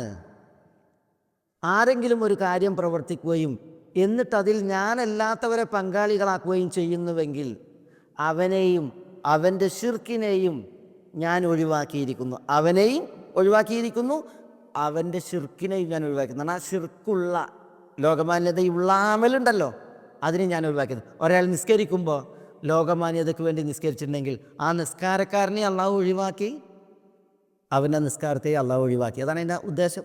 ഉദാഹരണം, അള്ളാഹു ഒഴിവാക്കുക എന്ന് പറഞ്ഞാൽ അതെത്ര അപകട. നോക്കി നിങ്ങൾ ഇവിടെ ഈ ദുആ എന്താ? ഈ ദുആ യാ ഹയ്യു യാ ഖയ്യൂം ബിറഹ്മതിക അസ്തഗീസ് അസ്ലിഹ് ലി ശഅനി കുല്ലഹു വലാ തകിൽനി ഇലാ നഫ്സി തർഫത ഐൻ. ഇതെപ്പോഴുള്ള ദുആ? എപ്പോൾ ചെല്ലേണ്ട ദുആ? രാവിലെയും വൈകുന്നേരവും. നബി സല്ലല്ലാഹു അലൈഹി വസല്ലം തങ്ങൾ ഫാത്തിമ റളിയല്ലാഹു തആല അൻഹയോട് പറഞ്ഞു, മാ യംനഉകി അൻ തസ്മഇ മാ ഊസിഖി ബി. ഫാത്തിമ, നിങ്ങൾക്ക് ഞാൻ തരുന്ന വസിയ്യത്ത് അത് ശ്രവിക്കുന്നതിൽ നിങ്ങൾക്ക് തടസ്സമുണ്ടോ ചോദിക്കാൻ. എന്നിട്ട് റസൂലുള്ളാഹി പറഞ്ഞു കൊടുക്കാൻ, അൻ തഖൂലി ഇദാ അസ്ബഹതി വ ഇദാ അംസൈതി. എല്ലാ നേരം വെളുക്കുമ്പോഴും വൈകുന്നേരം ആകുമ്പോഴും ഫാത്തിമ നിങ്ങൾ ചൊല്ലണം. എന്നിട്ട് പഠിപ്പിച്ചാണത് യാ ഹയ്യ യാ ഖയ്യൂം ബിറഹ്മതിക അസ്തഗീസ് അസ്ലിഹ് ലി ശഅനി കുല്ലഹു വലാ തകിൽനി ഇലാ നഫ്സി തർഫത ഐൻ. ഇവിടെ നോക്കിയാൽ നിങ്ങൾ, എന്നെന്നും ജീവിച്ചിരിക്കുന്നവനും എല്ലാം നിയന്ത്രിക്കുന്നവനുമായ അള്ളാഹുവെ, നിൻ്റെ കാരുണ്യത്തെ മുൻനിർത്തി ഞാൻ നിന്നോട് സഹായം തേടുന്നു. എൻ്റെ എല്ലാ കാര്യങ്ങളും നീ എനിക്ക് നന്നാക്കി തരണമേ. കണ്ണിമ വെട്ടുന്ന നേരമെങ്കിലും എൻ്റെ കാര്യം നീ എന്നിലേക്ക് ഏൽപ്പിക്കരുതെന്ന്. ഒരു കണ്ണിമ വെട്ടുന്ന നേരമെങ്കിലും അള്ളാഹു നമ്മളെ ഒഴിവാക്കാൻ പാടില്ല.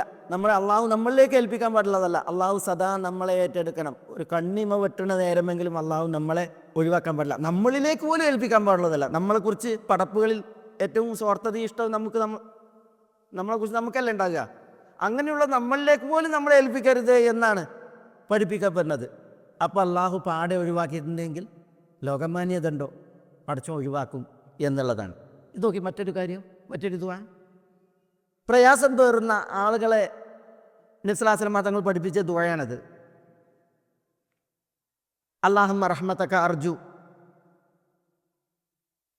ഫലാ തകിൽനി ഇലാ നഫ്സി തർഫത ഐൻ വഅസ്ലിഹ് ലി ശഅനി കുല്ലഹു ലാ ഇലാഹ ഇല്ലാ അൻത്. അതിൻ്റെ അർത്ഥം നോക്കി, അല്ലാഹുവേ, നിൻ്റെ കാരുണ്യം ഞാൻ പ്രതീക്ഷിക്കുന്നു. എൻ്റെ എല്ലാ കാര്യങ്ങളും എനിക്ക് നീ നന്നാക്കി തരണമേ. കണ്ണിമ വെട്ടുന്ന നേരമെങ്കിലും എൻ്റെ കാര്യം നീ എന്നിലേക്ക് ഏൽപ്പിക്കരുത്. നീ അല്ലാതെ യഥാർത്ഥ ആരാധ്യനായി മറ്റാരുമില്ല. ദഅവാത്തുൽ മക്രൂബ് എന്നാ പറയാം. ദഅവാത്തുൽ മക്രൂബ് എന്ന് പറഞ്ഞാൽ ഭാരം പേറുന്നവൻ്റെ, ടെൻഷൻ പേറുന്നവൻ്റെ ദുആ എന്നാണ്.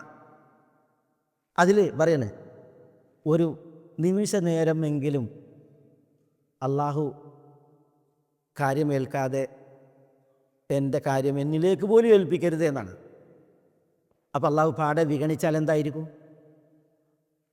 ലോകമാന്യതയാണോ? പടച്ചോൻ വിഗണിക്കും എന്നുള്ളതാണ് അള്ളാഹു തന്നെ പറഞ്ഞത്. തറക്തുഹു വശിർക്കഹു, അവനെയും ഞാൻ ഒഴിവാക്കും, അവൻ പങ്കുചേർത്ത ആ കർമ്മത്തെയും ഞാൻ ഒഴിവാക്കും എന്നാണ് അള്ളാഹു സുബ്ഹാനഹു തആലയിൽ നിന്നുള്ള നേരിട്ടുള്ള മുന്നറിയിപ്പ്. ലോകമാന്യത അമലുകളിൽ വന്നിട്ടുണ്ടെങ്കിൽ അതിൻ്റെ അപകടം. ഇവിടെ നോക്കി നിങ്ങൾ, നബി സല്ലല്ലാഹു അലൈഹി വസല്ലം തങ്ങൾ പറഞ്ഞില്ലേ, നേരത്തെ നമ്മൾ കൊണ്ടുവന്നു, മസീഹു ദജ്ജാലിനേക്കാൾ നിങ്ങൾക്ക് ഞാൻ പേടിക്കുന്നത് അശിർക്കുൽ ഖഫി, ഗോപ്യമായ ഷിർക്കാണ് എന്ന് പറഞ്ഞു. എന്നിട്ട് റസൂലുള്ളാഹി സ്വല്ലല്ലാഹു അലൈഹി വസല്ലം തങ്ങൾ ഗോപ്യമായ ഷിർക്ക് എന്ന് പറഞ്ഞാൽ എന്താ? ഈ മറഞ്ഞ ഗോപ്യമായ, ദൃഷ്ടിയിൽ തെളിയാത്ത, ദൃഷ്ടിക്ക് അഗോചരമായ ഷിർക്ക് എന്ന് പറഞ്ഞാൽ എന്താ? ആളുകൾക്ക് ഒരു വ്യക്തത ഉണ്ടാവില്ല. അപ്പം നബി സല്ലല്ലാഹു അലൈഹി വസല്ലം തങ്ങൾ പറഞ്ഞു തരാണ് എന്താണ് ഷിർക്കുൽ ഖഫി. വായിച്ചേ, അത് വായിച്ചേ.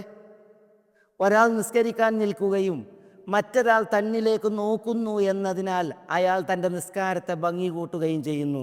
അതാണ് അശ്ശിർക്കുൽ ഖഫി.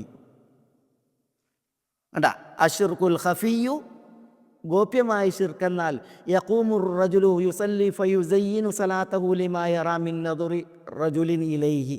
മറ്റൊരാൾ നോക്കുന്നതിനാൽ നിസ്കാരം ഉഷാറാക്കുക. അതില്ലെങ്കിലോ, ഒരാൾ നോക്കാനില്ലെങ്കിലോ മൂപ്പര് അല്ലാഹു അക്ബർ, സമി അല്ലാഹു ലിമൻ ഹമിദാ, അല്ലാഹു അക്ബർ ഒക്കെ ഒന്നിച്ചായിരിക്കും. ഒരു ഭക്തിയോ ഒരു അടക്കമോ ഒതുക്കോ ഇല്ലാത്ത നിസ്കാരമായിരിക്കും. പക്ഷെ മറ്റൊരാൾ നോക്കുമ്പോൾ അതിനു വേണ്ടിയിട്ട് നിസ്കാരം ഭംഗി കൂട്ടുക. നബി സല്ലല്ലാഹു അലൈഹി വസല്ലം തങ്ങളുടെ ഉദാഹരണം ഷിർക്കുൻ ഖഫി എന്ന് പറഞ്ഞ റസൂലുള്ളാഹി ഉദാഹരിച്ചത് ഇതിനെയാണ്. തീർന്നില്ല. നബി സല്ലല്ലാഹു അലൈഹി വസല്ലം തങ്ങൾ ഒരിക്കൽ ഷിർക്കുൽ സറായിറിനെ സൂക്ഷിക്കാൻ പറഞ്ഞു. യാ അയ്യുഹന്നാസ്, ജനങ്ങളെ, ഇയ്യാക്കും വശിർക്കു സറായിർ, നിങ്ങൾ ഷിർക്കു സറായിറിനെ സൂക്ഷിക്കണേ എന്നാണ്. സറായിർ നമ്മ സിറ്, സറായിർ രഹസ്യങ്ങളാണ്. ഷിർക്കു സറായിർ എന്നാണ് പറഞ്ഞത്. അതിനെ സൂക്ഷിക്കാൻ പറഞ്ഞു. അപ്പോൾ ആളുകൾക്ക് ഈ ഷിർക്കു സറായിർ, ഷിർക്ക് കേട്ടിട്ടുണ്ട്, ഷിർക്കു സറായിർ എന്ന് പറഞ്ഞപ്പോൾ റസൂലുള്ളാഹിനോട് ചോദിച്ചു, യാ റസൂലല്ലാഹ് മാ ഷിർക്കു സറായിർ, എന്താണ് ഈ ഷിർക്കു സറായിർ എന്ന് ചോദിച്ച്. അപ്പോൾ റസൂലുള്ളാഹി സ്വല്ലല്ലാഹി അലൈഹി വസല്ലം തങ്ങൾ ആളുകൾക്ക് ഷിർക്കു സറായിർ പഠിപ്പിച്ചാണിത്. വായിച്ചേ. ഒരു വ്യക്തി നിസ്കരിക്കുന്നു, ജനങ്ങൾ തന്നിലേക്ക് നോക്കുന്നത് കാണുന്നതിനാൽ അയാൾ പണിപ്പെട്ട് നിസ്കാരം ഭംഗി കൂട്ടുന്നു. പണിപ്പെട്ട് സാഹസപ്പെടുകയാണ്. എന്തിന്? നിസ്കാരം ഭംഗി കൂട്ടാൻ. റസൂൽ പറയാണ് അതാണ് ഷിർക്കു സറായിർ. ഫദാലിക ഷിർക്കു സറായിർ എന്ന് പറഞ്ഞു. അപ്പം ആലോചിച്ച് നോക്കിയത്, ഇത് ആരെക്കുറിച്ചാണ് ഈ പറയണത്? ഒരാൾ തന്നിലേക്ക് നോക്കുന്നു എന്നതിനാൽ നിസ്കാരത്തെ ഭംഗി കൂട്ടല്ല, പിന്നെ ഭംഗി കൂട്ടാൻ പണിപ്പെടുക. അല്ലാഹു കാക്കട്ടെ. നഊദു ബില്ലാഹ്. ഇബ്നുൽ ഖയ്യിം പറയാണ്, എന്താ പറയണത്? ഒന്ന് വായിച്ചേ. ഈ ശിർക്ക് ഒരു അറ്റമില്ലാ കടലാണ്. ഇതിൽ നിന്ന് രക്ഷപ്പെട്ടവർ നന്നേ കുറവാണ്, നന്നേ കുറവാണ്. ഈ അറ്റമില്ലാ കടലിൽ നിന്ന് രക്ഷപ്പെട്ടവർ വളരെ കുറവാണ് എന്നാണ് പറയുന്നത്. അപ്പം ഇത്ര ഗൗരവത്തിൽ നമ്മൾ സൂക്ഷിക്കണം.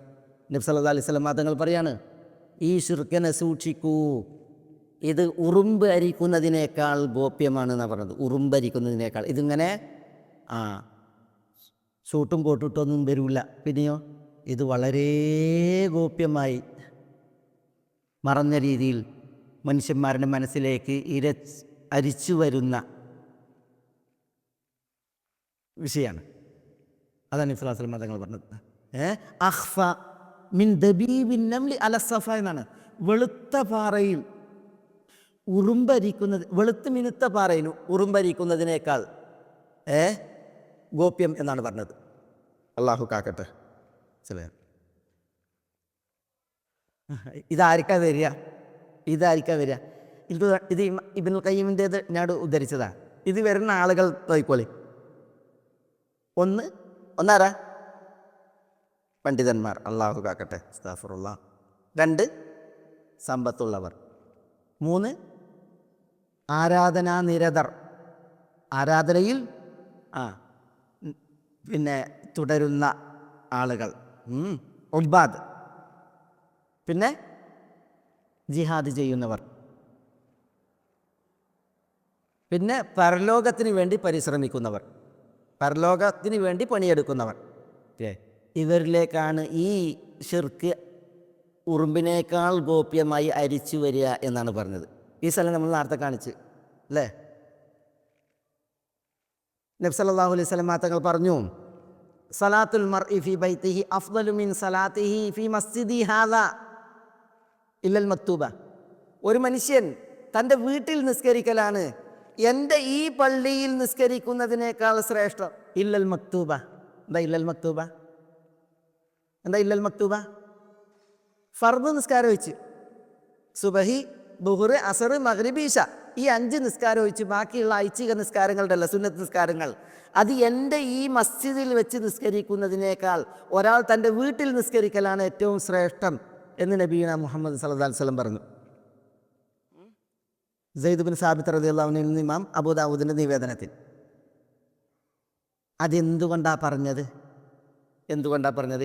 ഇമാം നവവി റഹ്മത്തുള്ളാഹി അലൈഹി പറയാണ്, റസൂലുള്ള വീട്ടിൽ സുന്നത്ത് നിസ്കാരം നിർവഹിക്കാൻ വേണ്ടിയിട്ട് പറഞ്ഞത് ലികൗനിഹി അഖ്ഫ വ അബ്അദു മിനർ റിയ, ലോകമാന്യതയിൽ നിന്ന് അകന്ന് ആളൊഴിഞ്ഞിടത്ത് ആ നിസ്കാരമാകുന്നതിന് വേണ്ടി, ലോകമാന്യത ഇല്ലാത്ത നിസ്കാരത്തെ ശീലിപ്പിക്കാൻ, അഭ്യസിപ്പിക്കാനാണ് പറഞ്ഞത്. ഈ മസ്ജിദിൽ നിസ്കരിക്കുന്നതിനേക്കാൾ സുന്നത്ത് നിസ്കാരം പെരയിൽ നിസ്കരിക്കലാണ് ഉത്തമം എന്ന്. അതാണ് ഇമാം നവവി റഹ്മത്തുള്ളാഹി അലൈഹി പറഞ്ഞത്. ഈ മസ്ജിദിൽ ഒരു നിസ്കാരം നിസ്കരിച്ച് എത്ര കൂലിയ? ഫർദായാലും സുന്നത്തായാലും ഈ മസ്ജിദിൽ ഒരു നിസ്കാരം നിസ്കരിച്ച് എത്ര കൂലിയ? സലാത്തും ഫി മസ്ജിദി ഹാദാ, എൻ്റെ ഈ പള്ളിയിൽ ഒരു നിസ്കാരം അഫ്ദലു മിൻ അൽഫി സലാത്തിൻ ഫീ മാ സിവ ഇല്ലൽ മസ്ജിദുൽ ഹറാം, ഇല്ലൽ മസ്ജിദുൽ ഹറാം. മസ്ജിദുൽ ഹറാം വെച്ച് ബാക്കി ഏതെല്ലാ പള്ളികളിലും 1000 നിസ്കരിച്ച മേനിയാണ് ഇവിടെ ഒരു നിസ്കാരം നിസ്കരിച്ചാൽ. എന്നിട്ടും നബി സല്ലല്ലാഹു അലൈഹി വസല്ലം തങ്ങൾ പറഞ്ഞത് പറന്നു ഇവിടെ നിസ്കരിച്ചാൽ മതി, സുന്നത്ത് ഏറ്റവും ശ്രേഷ്ഠം പെരയിൽ നിസ്കരിക്കലാണ്. അതിനെക്കുറിച്ചാണ് ഇമാം നവവി പറഞ്ഞത്. അതെന്തിനാ? ലോകമാന്യതയില്ലാത്ത നിസ്കാരത്തെ ശീലിപ്പിക്കാൻ. ഒരിക്കൽ സംഭാഷണം. എന്താ സംഭാഷണം? അതിൻ്റെ സംഭാഷണം നബി സല്ലല്ലാഹു അലൈഹി വസല്ലം തങ്ങളും അബൂബക്കർ സിദ്ദീഖ് റളിയല്ലാഹു അൻഹു തമ്മിലാണ്. ഈ ഉമ്മത്തിലെ ഏറ്റവും ശ്രേഷ്ഠർ അബൂബക്കർ സിദ്ദീഖ് റളിയല്ലാഹു അൻഹു, ലോകത്തിൻ്റെ നേതാവ് മുഹമ്മദ് സല്ലല്ലാഹു അലൈഹി വസല്ലം, അവർ തമ്മിലാണ് സംഭാഷണം. എന്താ സംഭാഷണം? പറഞ്ഞേ.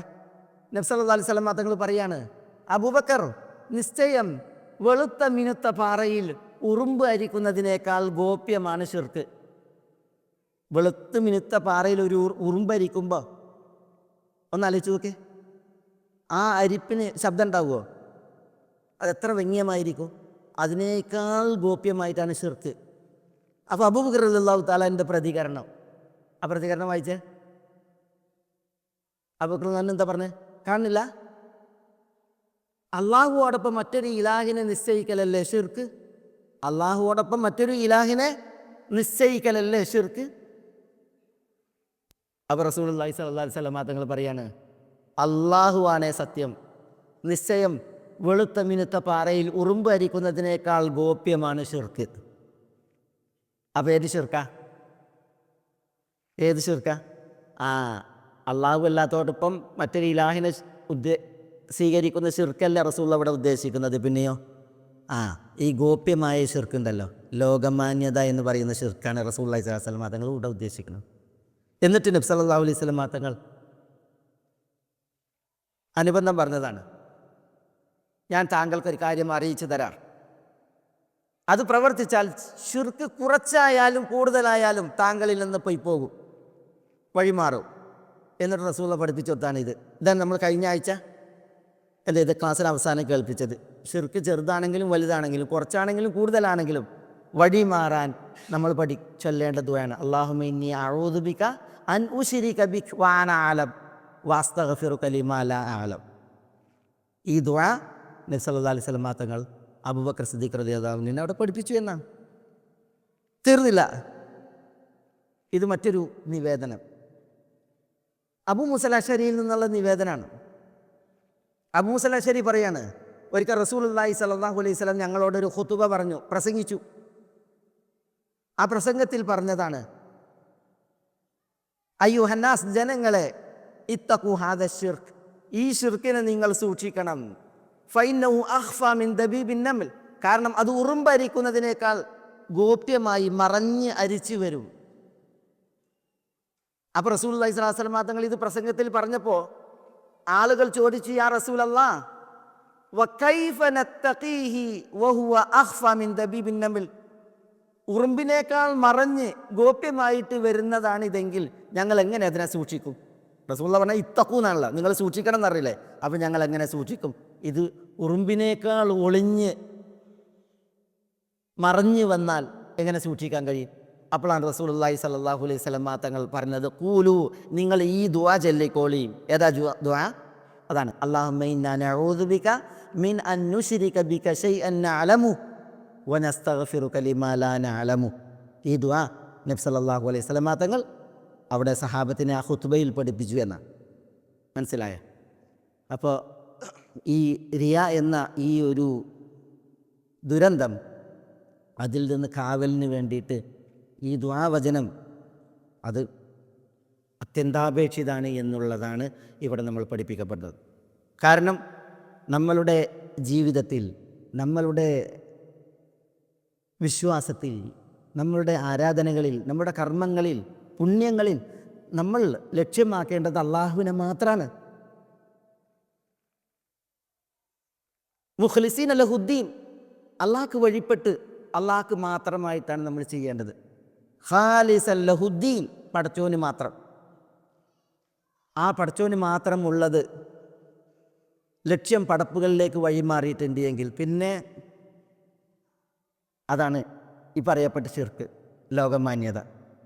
അള്ളാഹ്ക്കത് വേണ്ട, ആ ചെയ്തോനും വേണ്ട എന്നുള്ളതാണ്. അള്ളാഹു നമ്മളെ കാക്കട്ടെ, നഊദു ബില്ലാഹ്. അവിടെ നമ്മൾ അനുബന്ധമായിട്ട് മനസ്സിലാക്കേണ്ട ഒരു കാര്യം, അള്ളാഹുവിനെ നമ്മൾ ലക്ഷ്യമാക്കിയാൽ നമ്മളുടെ കർമ്മങ്ങളിൽ, നമ്മുടെ പ്രവൃത്തികളിൽ, നമ്മുടെ അധ്വാനങ്ങളിൽ മേലായവനെ നമ്മൾ ലക്ഷ്യമാക്കിയാൽ, അതാണ് വേണ്ടത്. മേലായവനെയാണ് ലക്ഷ്യമാക്കേണ്ടത്. അള്ളാഹു സുബ്ഹാനഹു തആല നമ്മൾ ചെയ്യുന്നതിന് സഫലാക്കും. അള്ളാഹു സുബ്ഹാനഹു തആല നമ്മുടെ ലക്ഷ്യം നമുക്ക് ഖനിയും. അള്ളാഹനെ വേണ്ടവർക്കേ അള്ളാഹ്ക്ക് വേണ്ടു. എന്താ പറഞ്ഞത്? അള്ളാനെ വേണ്ടവർക്ക് അള്ളാഹ്ക്ക് വേണ്ടു. അതാണ് നബി സല്ലല്ലാഹു അലൈഹി വസല്ലം തങ്ങൾ പറഞ്ഞത്. മൻ തഖറബ ഇലയ്യ ശിബ്റൻ തഖറബ്തു ഇലൈഹി ദിറാഅ വമൻ തഖറബ ഇലയ്യ ദിറാഅൻ തഖറബ്തു ഇലൈഹി ബാഅ വമൻ അതാനി മാശിയൻ അതൈതുഹു ഹർവലന. അല്ലേ? ഒരാൾ എന്നിലേക്ക് ഒരു ചാണെടുത്താൽ ഞാൻ അവനിലേക്ക് ഒരു മുഴ എടുക്കുന്നതാണ്. അള്ളാഹുവിലേക്ക് ഒരു ചാണെടുത്താൽ അള്ളാഹുവിലേക്ക് അള്ളാഹ്ന് വേണ്ടവർക്ക് അള്ളാഹ്ക്ക് വേണ്ടു. അതൊരു വലിയ വിഷയമാണ്.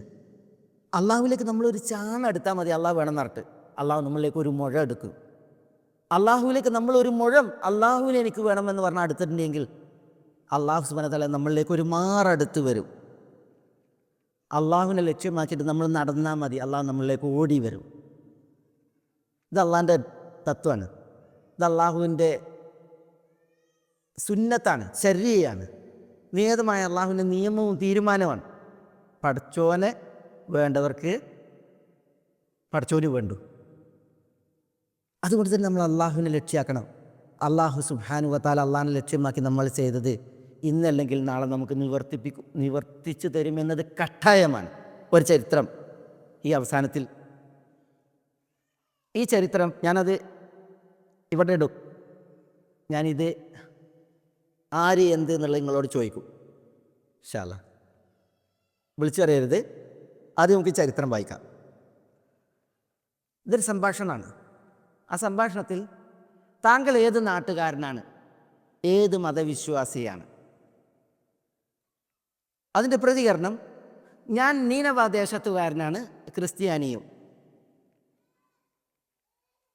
പുണ്യാളൻ യൂനിസ് ഇബ്നു മത്തായിയുടെ നാട്ടിൽ നിന്നാണോ? ചോദ്യകർത്താവ്. പ്രതികരണം, യൂനിസ് ഇബ്നു മത്തായെക്കുറിച്ച് താങ്കൾക്ക് എന്തറിയാം?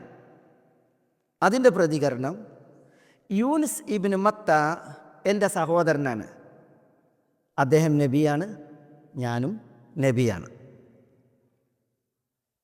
അത് കേട്ട മാത്രയിൽ ആ ക്രിസ്ത്യാനിയായ ആഗതൻ അല്ലെങ്കിൽ ആ വ്യക്തി അതോടെ അദ്ദേഹം തിരുമേനിയെ ആലിംഗനം ചെയ്തു, ശിരസിലും കൈകാലുകളിലും തുരുതുരാ ചുംബിച്ചു എന്നാണ്. താങ്കൾ അള്ളാഹുവിൻ്റെ തിരുദാസനും ദൂതനുമാണെന്ന് ഞാൻ സാക്ഷ്യം വഹിക്കുന്നു. വഅശ്ഹദു അന്നക അബ്ദുല്ലാഹി വറസൂലുഹു എന്ന് അദ്ദേഹം സാക്ഷ്യം പറഞ്ഞു എന്നാണ്. ഇതാണ് സംഭാഷണം. അദ്ദാസ് എന്ന വ്യക്തി തായിഫിലെ ഉത്ബയുടെയും ഷൈബയുടെയും ഒരു മുന്തിരിത്തോട്ടത്തിൽ ഭൃത്യനായി ജോലി ചെയ്തിരുന്ന സന്ദർഭത്തിലാണ് നബി സല്ലല്ലാഹു അലൈഹി വസല്ലം തങ്ങളെ ആകസ്മികമായി അദ്ദേഹം കണ്ടുമുട്ടുന്നത്. അദ്ദാസ് അദ്ദേഹം യൂനിസ് ഇബ്നു മത്ത റളിയല്ലാഹു തആല അൻഹു നിയോഗിതമായ നീനവ ദേശത്തുകാരനായിരുന്നു. നീനവ എന്ന് പറഞ്ഞെങ്കിൽ ഇന്ന് ഇറാഖിൻ്റെയൊക്കെ വടക്ക് തുർക്കിയുടെ ഭാഗത്തേക്ക്, ഇന്ന് തുർക്കിയിലാണ് തോന്നുന്നു നീനവ, പണ്ടത്തെ ഇറാഖിൻ്റെ ഭാഗമായിരുന്നു. ആ നാട്ടിൽ നിന്ന് അദ്ദാസ്, അദ്ദേഹം ഒരു നസ്രാനിയായിരുന്നു, ക്രിസ്ത്യാനിയായിരുന്നു. പക്ഷേ ഒരു നബിയുടെ നിയോഗം അറേബ്യൻ ഉപദ്വീപിൽ മക്കയിൽ ഉണ്ടാകുമെന്നുള്ള അറിയിപ്പുണ്ടല്ലോ വേദങ്ങളിൽ. ആ അറിയിപ്പ് ലഭിച്ചതിൽ പിന്നെ അന്ന് നീനവ ദേശത്ത് നിന്ന് ഇന്നത്തെ മാതിരി മണ്ടിപ്പാഞ്ഞ് വരാൻ പറ്റൂല. ഇത് എത്ര കാലം മുമ്പാ? 1400 വർഷങ്ങൾക്കപ്പുറം. അതുകൊണ്ട് തന്നെ ഇവിടെ വന്നിട്ടുണ്ടെങ്കിൽ യഥേഷ്ടം താമസിക്കാനും പറ്റുമെന്നും സൗകര്യമല്ല. അതുകൊണ്ട് തന്നെ അദ്ദേഹം നീനവ ദേശത്ത് നിന്ന് ഈ അദ്ദാസ് ഒരു അടിമയായി നിന്നുകൊടുത്ത് അദ്ദേഹം വന്നതാണ്. എവിടേക്ക്? മക്കയുടെ പരിസരത്തേക്ക്. എന്തിന്? ഒരു നബിയുടെ നിയോഗത്തിന് സമയമായി. ആ നബി നിയുക്തമാകുമ്പോൾ അദ്ദേഹത്തെ ആശ്ലേഷിക്കാൻ പുൽകാൻ. പക്ഷേ അദ്ദാസ് അടിമയായി നിന്നോടുത്തു. ഉത്ബയും ഷൈബയും പിടിച്ചു. എന്നിട്ട് എന്ത് ചെയ്തു? അവരുടെ തോട്ടത്തിൽ ഒരു ജോലിക്കാരനായിട്ട് വെച്ചു. ഇന്നത്തെ മാതിരി വാർത്ത ഇതൊന്നുമില്ല. നിസ്ലാസ്ലം തങ്ങൾ മക്കയിൽ നിയുക്തമായി. ഈ നിയുക്തമാകുന്ന നബിയെ തേടിയാണ് അദ്ദേഹത്തിൻ്റെ വരവ്. അദ്ദേഹത്തിൻ്റെ പ്രതീക്ഷയെല്ലാം ആവർത്തിക്കപ്പെടുന്നത് ഈ നബിയുടെ നിയോഗത്തിൻ്റെ വിഷയത്തിലാണ്. പക്ഷേ അദ്ദേഹത്തിന് അറിവില്ല നബ്സലാസ്ലം തങ്ങൾ മക്കയിൽ വന്നത്, ഉദിച്ചത്. നബ്സലാസ്ലം തങ്ങൾ 10 വർഷം മക്കയിൽ പ്രബോധനം നടത്തി. ഈ നീണ്ട കാലയളവിൽ അദ്ദാസ് അറിയുന്നില്ല നബ്സലാസ്ലം തങ്ങൾ നബിയായി നിയുക്തമായത്. പക്ഷേ നോക്കണം, അദ്ദേഹത്തിൻ്റെ മനസ്സ് നീനവേ ദേശത്ത് പലായനം ചെയ്തപ്പോഴും തായിഫിലെത്തി കൊത്തുബയുടെയും ഷൈബയുടെയും തോട്ടത്തിൽ ജോലി ചെയ്യുമ്പോഴൊക്കെ അദ്ദേഹത്തിൻ്റേത് ഇതൊക്കെ എന്താണ്? അദ്ദേഹത്തെ സംബന്ധിച്ചിടത്തോളം ഇതൊക്കെ ഭാഗികമാണ്. അദ്ദേഹത്തിന് മെയിൻ എയിം എന്താ? മെയിൻ എയിം അള്ളയാണ്. അള്ളാഹു നിയോഗിക്കുന്ന ഒരു നബിയുടെ നിയോഗമുണ്ടായാൽ ആ നബിയെ പുൽകണം, സ്വീകരിക്കണം എന്നുള്ളതാണ്. അതുകൊണ്ടാണ് അള്ളാഹു സുബ്ഹാനഹു വ തആല ആ നബിയെ തേടി തായിഫിൽ നിന്ന് മക്കയിലേക്ക് വരാൻ അള്ളാഹു സുബ്ഹാനഹു വ തആല അദ്ദേഹത്തിന് സാഹസപ്പെടേണ്ടി വന്നില്ല, സാഹസം ഉണ്ടാക്കിയില്ല. മാത്രമല്ല, അന്ന് കാലങ്ങളിലൊക്കെ ഈ ഒരു അടിമ ഉത്ബയും ഷൈബയും അവരുടെ അടിമയാണല്ലോ. ഉത്ബയും ഷൈബയും നബി സല്ലല്ലാഹു അലൈഹി വസല്ലം തങ്ങളുടെ ബദ്ധവേദികളാണ്, കൊടിയ ശത്രുക്കളാണ്. ഈ കാലയളവിലൊക്കെ ഈ ഉത്ബയും ഷൈബയാണ് ബദറിൽ നബി സല്ലല്ലാഹു അലൈഹി വസല്ലം തങ്ങൾക്കെതിരിൽ പടവാളേന്തിയത് അല്ലേ? ഉത്ബയും ഷൈബയും വലീദും ബദറിൽ ദ്വന്ദ്വ യുദ്ധത്തിൽ കൊല്ലപ്പെട്ടു. ആരുടെ പക്ഷത്ത്? അബൂജഹലിൻ്റെ പക്ഷത്ത്. ഉത്ബയെ ഉബൈദത്തും വലീദിനെ അലിയും ഷൈബയെ ഹംസയും ബദറിൽ ദ്വന്ദ്വ യുദ്ധത്തിൽ ഏറ്റുമുട്ടി അല്ലേ? അങ്ങനെ ഹംസത്ത് ഷൈബയെ കൊന്നു, അലി വലീദിനെ കൊന്നു. ഉബൈദത്തും ഉത്ബയും പോരാടിയിട്ട് ഉബൈദത്ത് ഉത്ബയെ കൊന്നു, ഉത്ബ ഉബൈദിൻ്റെ കാലിന് വെട്ടി. മനസ്സിലായി? അതാ ചിത്രം. അത് ബദറിൽ നോക്കണം. അത്ര ശത്രുക്കളാണ് ആര്? ഉത്ബയും ഷൈബയും. ഇവരുടെ തോട്ടത്തിലാണ് ആര്? അദ്ദാസ് അടിമ പണി ചെയ്യുന്നത്. ഈ അദ്ദാസ് എങ്ങാണ്ട് മക്കയിൽ പോയി നബി സല്ലല്ലാഹു അലൈഹി വസല്ലം തങ്ങളുടെ ആഗമനം പറഞ്ഞ് ഇസ്ലാം സ്വീകരിച്ചിരുന്നുവെങ്കിൽ എന്താകുമായിരുന്നു? പക്ഷേ ഈ ഉത്ബക്ക് അള്ളാഹു സുബ്ഹാനഹു വ തആല നൽകിയ സമ്മാനം നോക്കി നിങ്ങൾ. നബി സല്ലല്ലാഹു അലൈഹി വസല്ലം തങ്ങളെ അള്ളാഹു സുബ്ഹാനഹു വ തആല തായിഫിലേക്ക് കൊണ്ടുപോയി, തായിഫിലേക്കുള്ള പുറപ്പാട്. എന്നിട്ട് തായിഫിൽ 10 ദിവസം നബി സല്ലല്ലാഹു അലൈഹി വസല്ലം തങ്ങൾ തായിഫുകാരോട് തനിക്കൊരു അഭയം തരണം എന്ന് പറഞ്ഞ് അപേക്ഷിച്ചു. തായിഫുകാരുടെ നേതാക്കളായ അബ്ദു യാലൈൻ, മസ്ഊദ്, ഹബീബ് എന്ന 3 പേരോടാണ് 10 ദിവസം കെഞ്ചി പറഞ്ഞത്, നിങ്ങൾ എനിക്കൊരു അഭയം തരി അള്ളാൻ്റെ ഈ ദീനെത്തിക്കാൻ. അവർ അഭയം നൽകിയില്ല എന്നു മാത്രമല്ല, അവർ പറഞ്ഞത് മുഹമ്മദ് താങ്കളെയാണ്. താങ്കൾ എന്നുള്ളതല്ല അവരുടെ ഭാഷ, പക്ഷെ നമ്മുടെ ഭാഷ നമുക്ക് പറയാൻ വയ്യ. നമ്മുടെ നബിയാണ് സല്ലല്ലാഹു അലൈഹി വസല്ലം. താങ്കളെയാണ് അള്ളാഹു നബിയായി നിയോഗിച്ചത് എങ്കിൽ ആ അള്ളാഹിനോടുള്ള പ്രതിഷേധം തീർക്കാൻ ഞാൻ കഅബയുടെ കില്ല വലിച്ചു കീറും എന്നാണ് ഒരാൾ പറഞ്ഞത്. വേറൊരാൾ പറഞ്ഞത് താങ്കളെയല്ലാതെ വേറൊരാളെ നബിയായി നിയോഗിക്കാൻ അള്ളാഹു കണ്ടില്ലേ എന്നാണ്. നബി സല്ലല്ലാഹു അലൈഹി വസല്ലം തങ്ങൾ എങ്കിൽ ഞാൻ നിങ്ങളോട് ഈ സഹായം ചോദിച്ച് വന്നത് നിങ്ങൾ പരസ്യമാക്കരുത്, ഞാൻ വേറൊരാളോട് അഭയം ചോദിച്ച് അവിടേക്ക് പോകാമെന്ന് പറഞ്ഞപ്പോൾ അതിന് പോലും അവർ സമ്മതിച്ചില്ല. അവരെന്ത് ചെയ്തു? ഈ വിവരം പരസ്യമാക്കി. ഇവരാണ് ആളുകളെ കൂട്ടിയത്. അവിവേകികളെയും വിവരദോഷികളെയും വിളിച്ചു കൂട്ടി നബി സല്ലല്ലാഹു അലൈഹി വസല്ലം തങ്ങളെ കൂക്കി വിളിക്കാനും കല്ലെറിയാനും ഇവരാണ് പണിയെടുത്തത്. അങ്ങനെ അവർ നബി സല്ലല്ലാഹു അലൈഹി വസല്ലം തങ്ങളെ കൂക്കി വിളിച്ച് കല്ലെറിഞ്ഞ് തായിഫിൽ നിന്ന് ഓടിച്ചു. അങ്ങനെ നബി സല്ലല്ലാഹു അലൈഹി വസല്ലം തങ്ങൾ ഏറുകൊണ്ട മേനിയുമായി, മുറിവ് വീണ് രക്തമൊലിക്കുന്ന കാലുമായി തായിഫിൽ നിന്ന് ഓടിയിട്ട് ചെന്ന് വീണത് ആരുടെ മുന്നിലാണ്? ഈ അദ്ദാസ് എന്നവരുടെ മുന്നിലാണ്. ഈ അദ്ദാസിൻ്റെ മുന്നിലാണ്. ഉത്ബയും ഷൈബയും അവരുടെ തോട്ടത്തിലാണ് ഖർനു സാലിബിൽ നബി സല്ലല്ലാഹു അലൈഹി വസല്ലം തങ്ങൾ ചെന്നിരുന്നത്. മനസ്സിലായില്ലേ? അവിടേക്കാണ് നോക്കണം നിങ്ങൾ. അദ്ദാസിന് അള്ളാഹു സുബ്ഹാനഹു വ തആല നൽകിയ സമ്മാനം. നബി സല്ലല്ലാഹു അലൈഹി വസല്ലം തങ്ങൾ വേദനിച്ച് വിഷണ്ണനായി വിതുമ്പി ചെന്നിരുന്നപ്പോൾ ഉത്ബയും ഷൈബയും അദ്ദാസിനോട് പറയാണ് മുന്തിരി കൊണ്ടേ കൊടുക്കാൻ.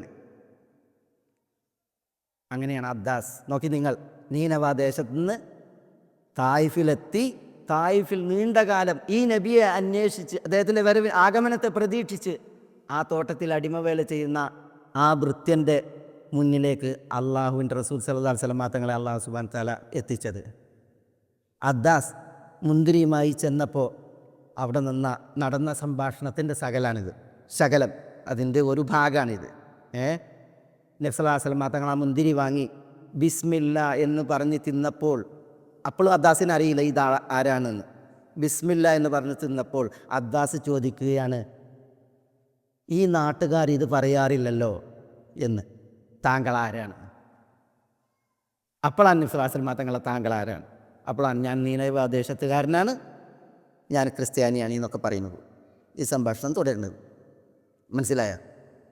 നോക്കി നിങ്ങൾ, അല്ലാഹു സുബ്ഹാനഹു വ തആലയെ മനസ്സിൽ നട്ട് ലക്ഷ്യമാക്കിയിട്ട് നമ്മൾ ജീവിച്ചാൽ അല്ലാഹു സുബ്ഹാനഹു വ തആല നമുക്ക് കനിയും, നമുക്ക് തരും. ലക്ഷ്യമാക്കിയത് അല്ലാഹു സുബ്ഹാനഹു വ തആല നമ്മുടെ അളവിൽ പൂർത്തീകരിക്കും എന്നതിൻ്റെ ഒരു ചരിത്ര സാക്ഷിയാണ്. ലോകമാന്യതയ്ക്ക് ഈ ബർക്കത്തുണ്ടാവില്ല. ലോകമാന്യതയുള്ളവരെ അള്ളാഹു വിഗണിക്കും, പടച്ചോനെ വേണ്ടവരെ പടച്ചറബ് പരിഗണിക്കും. അതാണ് ഈ ഒരു ചരിത്രം അത് നമുക്ക് നൽകുന്നതായ മഹാ സന്ദേശം. അത് മനസ്സിലാക്കാനാണ് ഞാൻ ഈ ഒരു അവസാനത്തിൽ ഈ ഒരു ചരിത്രത്തെ ഇവിടെ കൊണ്ടുവന്നത്. നബി സല്ലല്ലാഹു അലൈഹി വസല്ലം തങ്ങൾ ഏറ്റവും ആദർശത്തിൽ തന്നെ സഹായിക്കാൻ ഒരാൾ, മാനസികമായും ശാരീരികമായും തനിക്ക് സപ്പോർട്ട് ചെയ്യാൻ ഒരാൾ ആവശ്യമായ സമയത്ത് അല്ലാഹു സുബ്ഹാനഹു വ തആല കൃത്യമായി അദ്ദാസിനെ എത്തിക്കുകയാണ് ചെയ്തത്. 10 വർഷം മക്കയിൽ നബി സല്ലല്ലാഹു അലൈഹി വസല്ലം തങ്ങൾ ദഅവത്ത് നടത്തി. വളരെ കുറച്ച് ആളുകളാണ് നബി സല്ലല്ലാഹു അലൈഹി വസല്ലം തങ്ങളെ സത്യപ്പെടുത്തിയത്. പിന്നെ അബൂ താലിബിൻ്റെയും ഖദീജ റളിയല്ലാഹു തആല അൻഹയുടെയും മരണമുണ്ടായി നുബുവത്തിൻ്റെ 10-ൽ. ഇനി മക്കയിൽ ജീവിതം അസാധ്യമെന്ന അവസ്ഥ വന്നപ്പോഴാണ് നബി സല്ലല്ലാഹു അലൈഹി വസല്ലം തങ്ങൾ തായിഫിലേക്ക് പോയത്. പക്ഷേ തായിഫിൽ നബി സല്ലല്ലാഹു അലൈഹി വസല്ലം തങ്ങൾ അവരോട് ആദർശ പ്രചരണത്തിനുള്ള സഹായമാണ് ചോദിച്ചത്.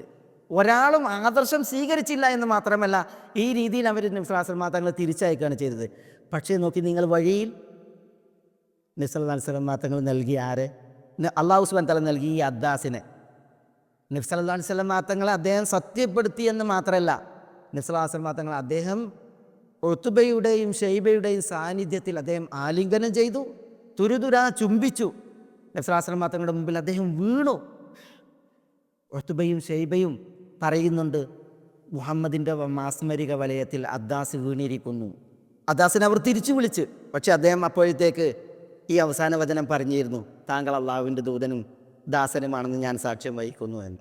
അത്രേ അദ്ദാസിന് നബി സല്ലല്ലാഹു അലൈഹി വസല്ലം തങ്ങളോട് പ്രതികരിക്കാൻ അവർ സമ്മതിച്ചോളൂ. അദ്ദാസിനെ തിരിച്ചു വിളിച്ചിട്ട് അദ്ദാസിനോട് അവർ മുന്നറിയിപ്പ് നൽകി, അദ്ദാസ് നിങ്ങളെന്തായി ചെയ്യുന്നത്? അപ്പോൾ അദ്ദാസ് പറയുന്നുണ്ട്, ഭൂമിക്കുപരിയിൽ ജീവിച്ചിരിക്കുന്നവരിൽ ഏറ്റവും നല്ല മനുഷ്യനാണ് അദ്ദേഹം എന്ന് ഉത്ബയോടും ഷൈബയോടും പറയുന്നുണ്ട്. അദ്ദാസ് നസ്രാനിയാണല്ലോ. അപ്പോൾ ഉത്ബയും ഷൈബയും പറയുന്നുണ്ട്, നിങ്ങളുടെ ആദർശമാണ് അദ്ദേഹത്തിൻ്റെ ആദർശത്തേക്കാൾ ഉത്തമമെന്ന്. പക്ഷേ അദ്ദാസ് അതിനെ കൂട്ടാക്കിയില്ല. ചരിത്രം വായിക്കുമ്പോൾ ബദർ യുദ്ധത്തിന് മുന്നോടിയായി ഉത്ബയും ഷൈബയും ബദറിലേക്ക് അദ്ദാസിനെ കൂട്ടി പോകുന്നുണ്ട് അല്ലേ. അപ്പോൾ അദ്ദാസ് പറയുന്നുണ്ട്, നിങ്ങൾ മുഹമ്മദിനോട് സല്ലല്ലാഹു അലൈഹി വസല്ലം യുദ്ധത്തിനാണോ പോകുന്നത് എന്ന്. അദ്ദാസ് അതിൽ നിന്ന് അവരെ പിൻവലിപ്പിക്കാൻ ശ്രമിക്കുന്നുണ്ട്. പക്ഷെ അദ്ദാസും ആ യുദ്ധത്തിലേക്ക് നയിക്കപ്പെട്ടു എന്നുള്ളതൊക്കെ ചരിത്രത്തിൽ വായിക്കും. നബി സല്ലല്ലാഹു അലൈഹി വസല്ലം തങ്ങളെ കണ്ട മാത്രയിൽ നബിയോട് സല്ലല്ലാഹു അലൈഹി വസല്ലം തങ്ങളുടെ പക്ഷത്തേക്ക് അദ്ദാസ് കുതിച്ചു പായാൻ ഭാവിച്ചപ്പോൾ സഹാബികൾക്കറിയില്ല അദ്ദാസ് ശത്രുവാണോ മിത്രമാണോ എന്ന്. പക്ഷേ ശത്രുപക്ഷത്താണല്ലോ ഉള്ളത്. അദ്ദാസ് ഓടുന്നത് നബി സല്ലല്ലാഹു അലൈഹി വസല്ലം തങ്ങളെ ലക്ഷ്യമാക്കിയാണ്. പക്ഷെ അവിടെയുള്ളവർ മനസ്സിലാക്കിയത് ശത്രുവാണെന്ന നിലക്ക് അദ്ദേഹത്തെ അമ്പെയ്തി വീഴ്ത്തി എന്നുള്ളതാണ്. അദ്ദേഹം വീണു എന്നുള്ളതൊക്കെ നമുക്ക് ചരിത്രത്തിൽ വായിക്കാൻ സാധിക്കും. അല്ലാഹു ആലം. ഏതായാലും ഈ ഒരു വിഷയം, അദ്ദാസിൻ്റെ ഇസ്ലാം ആശ്ലേഷണവും നബി സല്ലല്ലാഹു അലൈഹി വസല്ലം തങ്ങളുടെ കണ്ടെത്താനുള്ള ആ വ്യഗ്രതയിൽ അദ്ദേഹത്തിൻ്റെ ഈ പാലായനമൊക്കെ ചരിത്രത്തിൽ പ്രസിദ്ധമാണ്. അള്ളാഹുവിനെ ലക്ഷ്യമാക്കിയതിൽ അള്ളാഹു അദ്ദേഹത്തിൻ്റെ ആഗ്രഹത്തെ സഫലീകരിച്ചു എന്നുള്ളതാണ് നമ്മളവിടെ മനസ്സിലാക്കുന്നത്. ഞാനത് കൊണ്ടുവന്നത്, അള്ളാഹിനെ വേണോ അവരെ അള്ളാഹ്ക്ക് വേണം. അവർ നിയ്യത്താക്കിയതെന്തോ അത് ഇന്നല്ലെങ്കിൽ നാളെ നാഥൻ നേടിത്തരും എന്നുള്ളതാണ് അതിൻ്റെ ഒരു പാഠം. ഹലാസ്, നമ്മുടെ ഈ ക്ലാസ് ഇതോടുകൂടി കഴിഞ്ഞ്. അല്ലാഹു സുബ്ഹാനഹു വ തആല നമ്മുടെ സഹോദരികൾ നമ്മളേറെ ഈ ആദർശത്തിൽ ഇഷ്ടപ്പെടുന്നവർ, അവരൊക്കെ നമ്മുടെ മുന്നേ മരണത്തേരിലേറ്റി പരലോകത്തേക്ക് സ്വീകരിച്ചവരാണ്. അള്ളാഹു ആ മഹത്തുക്കളുടെ പരലോക യാത്ര ധന്യമാക്കുമാറാവട്ടെ. അവരെയും നമ്മളെയും നമ്മുടെ വേദികളിൽ അള്ളാഹു ഒരുമിച്ച് കൂട്ടിയതുപോലെ സ്വർഗ്ഗത്തിലും അവരോടൊത്ത് കണ്ണിച്ചേരാൻ അള്ളാഹു അവരെയും നമ്മളെയും അനുഗ്രഹിക്കുമാറാവട്ടെ. നമ്മുടെ മാതാപിതാക്കളോട് അള്ളാഹു പൊറുക്കുമാറാവട്ടെ. മരിച്ചുപോയ മാതാപിതാക്കൾക്ക് നാഥൻ മഗ്ഫിറത്തും മർഹമത്തും കനിയുമാറാവട്ടെ. ജീവിച്ചിരിക്കുന്ന മാതാപിതാക്കളിൽ രോഗം കൊണ്ട് പൊറുതിമുട്ടുന്നവർക്ക് അള്ളാഹു ആഫിയത്തും ഷിഫയും കനിയുമാറാവട്ടെ. നമ്മുടെ ചില സഹോദരങ്ങൾ സഹോദരികൾ ശയ്യാവലംബികളാണ്, രോഗഗ്രസ്തരാണ്. അള്ളാഹു സുബ്ഹാനഹു വ തആല അവർക്കൊക്കെ ഷിഫയും ആഫിയത്തും പ്രദാനം ചെയ്യുമാറാവട്ടെ. اللهم اغفر للمؤمنين والمؤمنات والمسلمين والمسلمات الأحياء منهم والأموات إنك مجيب الدعوات يا قاضي الحاجات. اللهم احفظ لهذه البلاد بلاد الحرمين الشريفين المملكة العربية السعودية أمنها ويمنها ورجال أمنها. اللهم احفظ لها قيادتها وعقيدتها. اللهم احفظ لها حدودها وثغور حدودها إنك ولي ذلك والقادر عليه. يا حي يا قيوم يا حي يا قيوم يا حي يا قيوم يا ذا الجلال والإكرام. اللهم صل على محمد وعلى آل محمد كما صليت على إبراهيم وعلى آل إبراهيم إنك حميد مجيد. اللهم بارك على محمد وعلى آل محمد كما باركت على إبراهيم وعلى آل إبراهيم إنك حميد مجيد. وآخر دعوانا أن الحمد لله رب العالمين. السلام عليكم ورحمة الله.